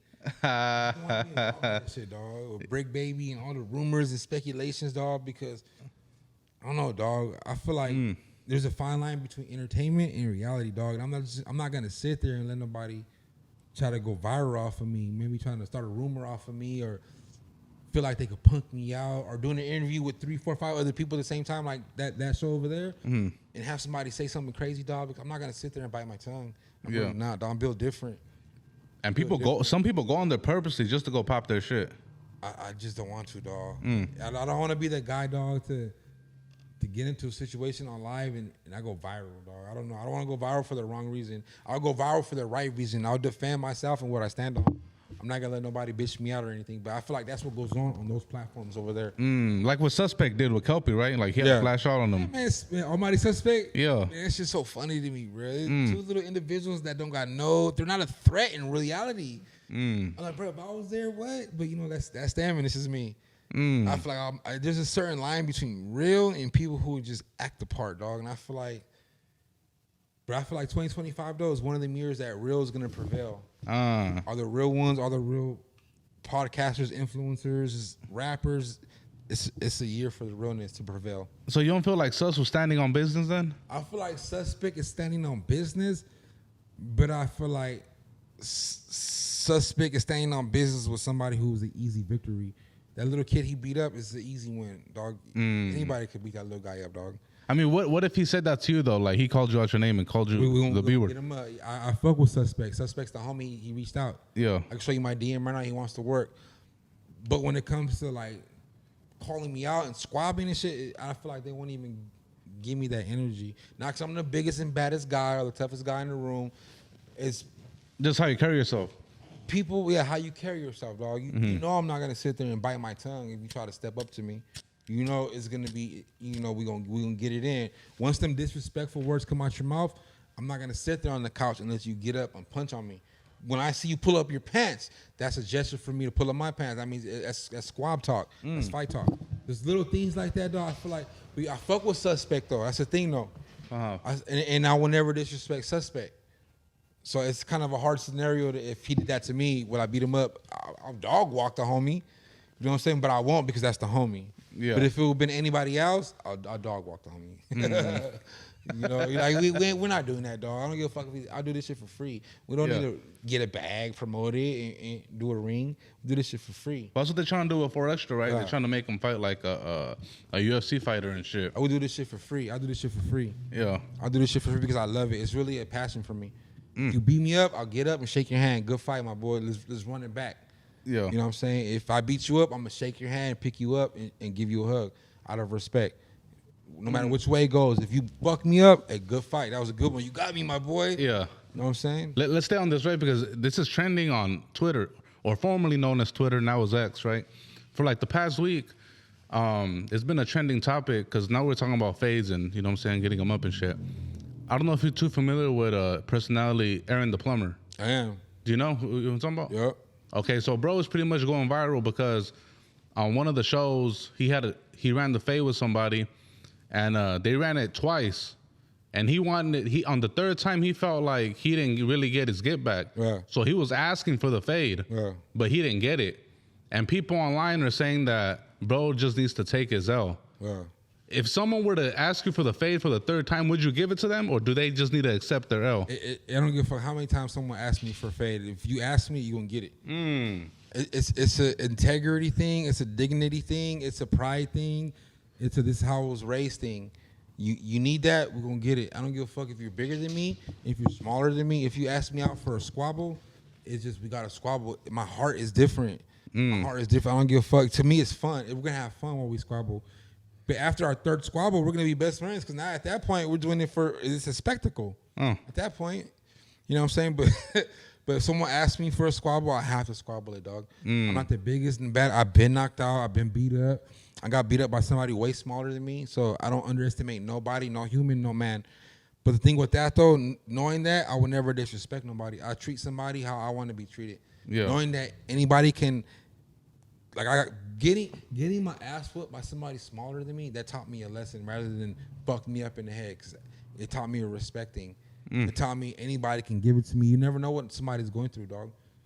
So you just never know, dog. I don't give a fuck who you are, how you are. I treat everybody the same, whether it's the homeless guy or the guy that's balling. I treat everybody with the same respect. Yeah. You never know what somebody's going through, what they can do to you. You know what I'm saying? What they could up on you. They might have a weapon in their pocket. This is not worth it, dog. But at the end of the day, I feel like if someone asks me for my squabble, like Aaron the Plumber, I'm gonna have to keep running the back. Well, he's getting dragged online because a lot of the women are saying, like, bro, you lost the first 2 fades. Like, you're a loser. Like, shut up already. Yeah, like, not everybody could take that loser title. For some people, it's like, because in the streets, if you lose a fight, you want to run it back until you get your W. I don't give a fuck if you got beat up 10 times in a row. On your 11th time, if you get that W, now you're satisfied. And I feel like that's what he's going through. I think he's so prideful. And I think he's really from the streets that's all he knows is to get that run back until he wins. And I feel like he can't get it because now this is some social media. They're on a TV show shit. So it's not like you can just go squabble with somebody. Yeah. Probably from different states. But I see where he's coming from, dog. I feel like he's not in the wrong. Yeah. He's not in the wrong, dog. I would want my run back too until I get my W. Until you feel satisfied. Yeah, until I feel satisfied, dog. You could beat me 5 times in a row. If I get that one W, I feel like I won all 5 squabbles. Yeah. You know what I'm saying? It's just how, as a man, our pride and dignity and integrity and everything else that comes with it, I feel like he's not in the wrong. I'm the same way, dog. If you beat me up, fuck, you beat me up. Fuck it, let's keep running it back, my boy. I get tired of fighting you eventually. But that's just some street shit. Yeah. Has that happened to you where you had to keep running? Yeah. Like keep running them back to back to back? Yeah. In jail, hell yeah, dog. In jail, you squabbling in the restroom between your own race and shit like that. Like if I got onto it with somebody, like one of the blacks in prison, dog, he called me a bitch or something at the domino table, and everybody heard it, or even nobody heard it. I'm like, we gotta squab, my boy. You disrespecting me in prison. Yeah. If I let that go, everybody else gonna call me a bitch all every day from now on. Yeah. Let's squabble, dog. If you got the best of me, let's do another round real quick since we're here. Fuck it. As long as your hands are not broken, your eyes are not bloody, you can still see and physically fight, let's run it. But there's, sometimes you gotta just call the fight off. Sometimes if somebody's injured or you fucked your hand up, or you got a big bump that grew like this. You know what I'm saying? Like, fuck it, we probably later on. 2 weeks when you heal. Yeah. But when you're in the moment, dog, that adrenaline is rushing so much, you're not thinking about that shit anyways. Yeah. You know what I'm saying? But that happened. I did run a few face back, dog. I'm not afraid to lose. I'm afraid of not fighting and bitching out more than losing. I'd rather lose than tuck my tail and walk away like a bitch. I'd rather sit there and squabble with you, dog, and get my ass whipped than to turn down anything, dog. I know how to get beat up. I know how to take it. I'm not going to come back and shoot you. I'm a real one, dog. I'm an 80s, 90s baby, dog. I was born in the 80s, raised in the 90s. So I'll take my L. Yeah. Live another day. Not everybody thinks like that, especially these youngsters. They can't take it out, dog. They want to come back and pop you.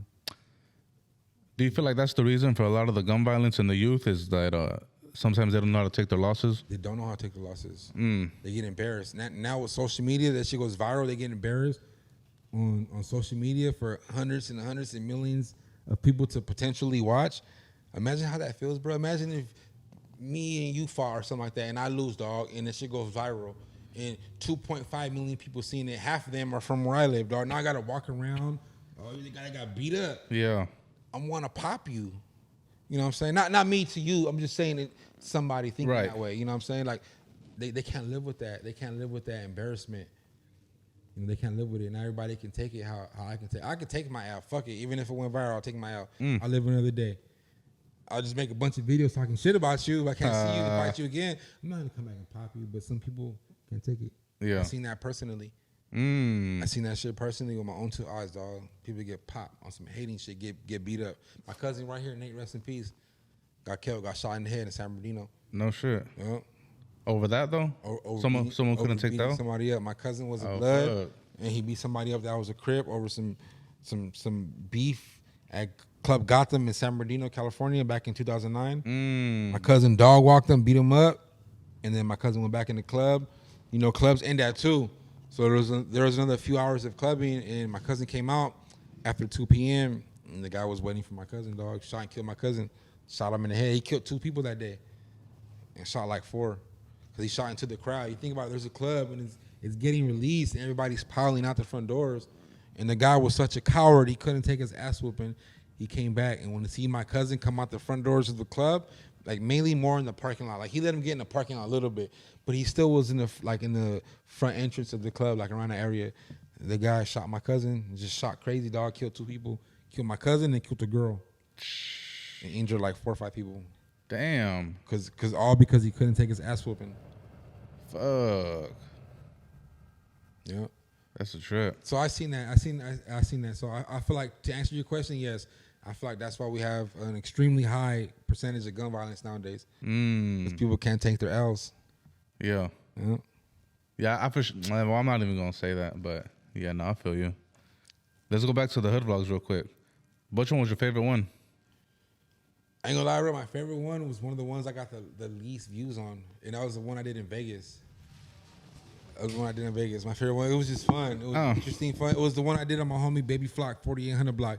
There were kids. It was my first hood vlog, not doing a real gang. I took a chance, right? So my first hood vlogs before this, they were all real hoods that people knew about. They were Watts, Bloods, they were reputable hoods, huh? Like reputable, real hoods that are known, established, have history. So I did this one in Las Vegas, dog. It was a clique. It was more of a clique. So I got all the views from all the people from real hoods, subscribed, watching my videos. You know what I'm saying? So, and I found him. I was looking at Vegas rappers. I'm like, man, I want to do a video in Vegas. So on the Discover page, you know, you type in Vegas rappers. I typed in Vegas rappers, and a bunch of rappers came out. And I found ones that I might be interesting for the viewers to look at and watch. I found one guy, dog. He was Mexican and Filipino, Baby Flock, 4800 block, Las Vegas. I'm like, this youngster's active, right? He's from Vegas, right? He's from a clique, not even from a gang. And I'm watching all the videos, the music videos. They're 100 deep outside. Now, Vegas, before I knew and moved to Vegas, you can legally have guns and ammunition and shit legally and walk in the streets. You can have big shit in Vegas legally. So I'm like, damn, these motherfuckers are active, right? So I went out there on my street bike from Victorville. I drove on my street bike with my camera in my backpack. Dog, this one I was using my cell phone. And I drove out there. I made a vlog on the homies, dog. It was my first time doing a click. No gang, no hood. It was a clique. It was a bunch of youngsters. That video went viral as fuck. So that was my favorite one. It was different. I took a chance, and I learned taking chances can possibly benefit you, dog. And that did. And after that video, I locked in with Vegas, and I did like 6, 7, 8 other videos in Vegas.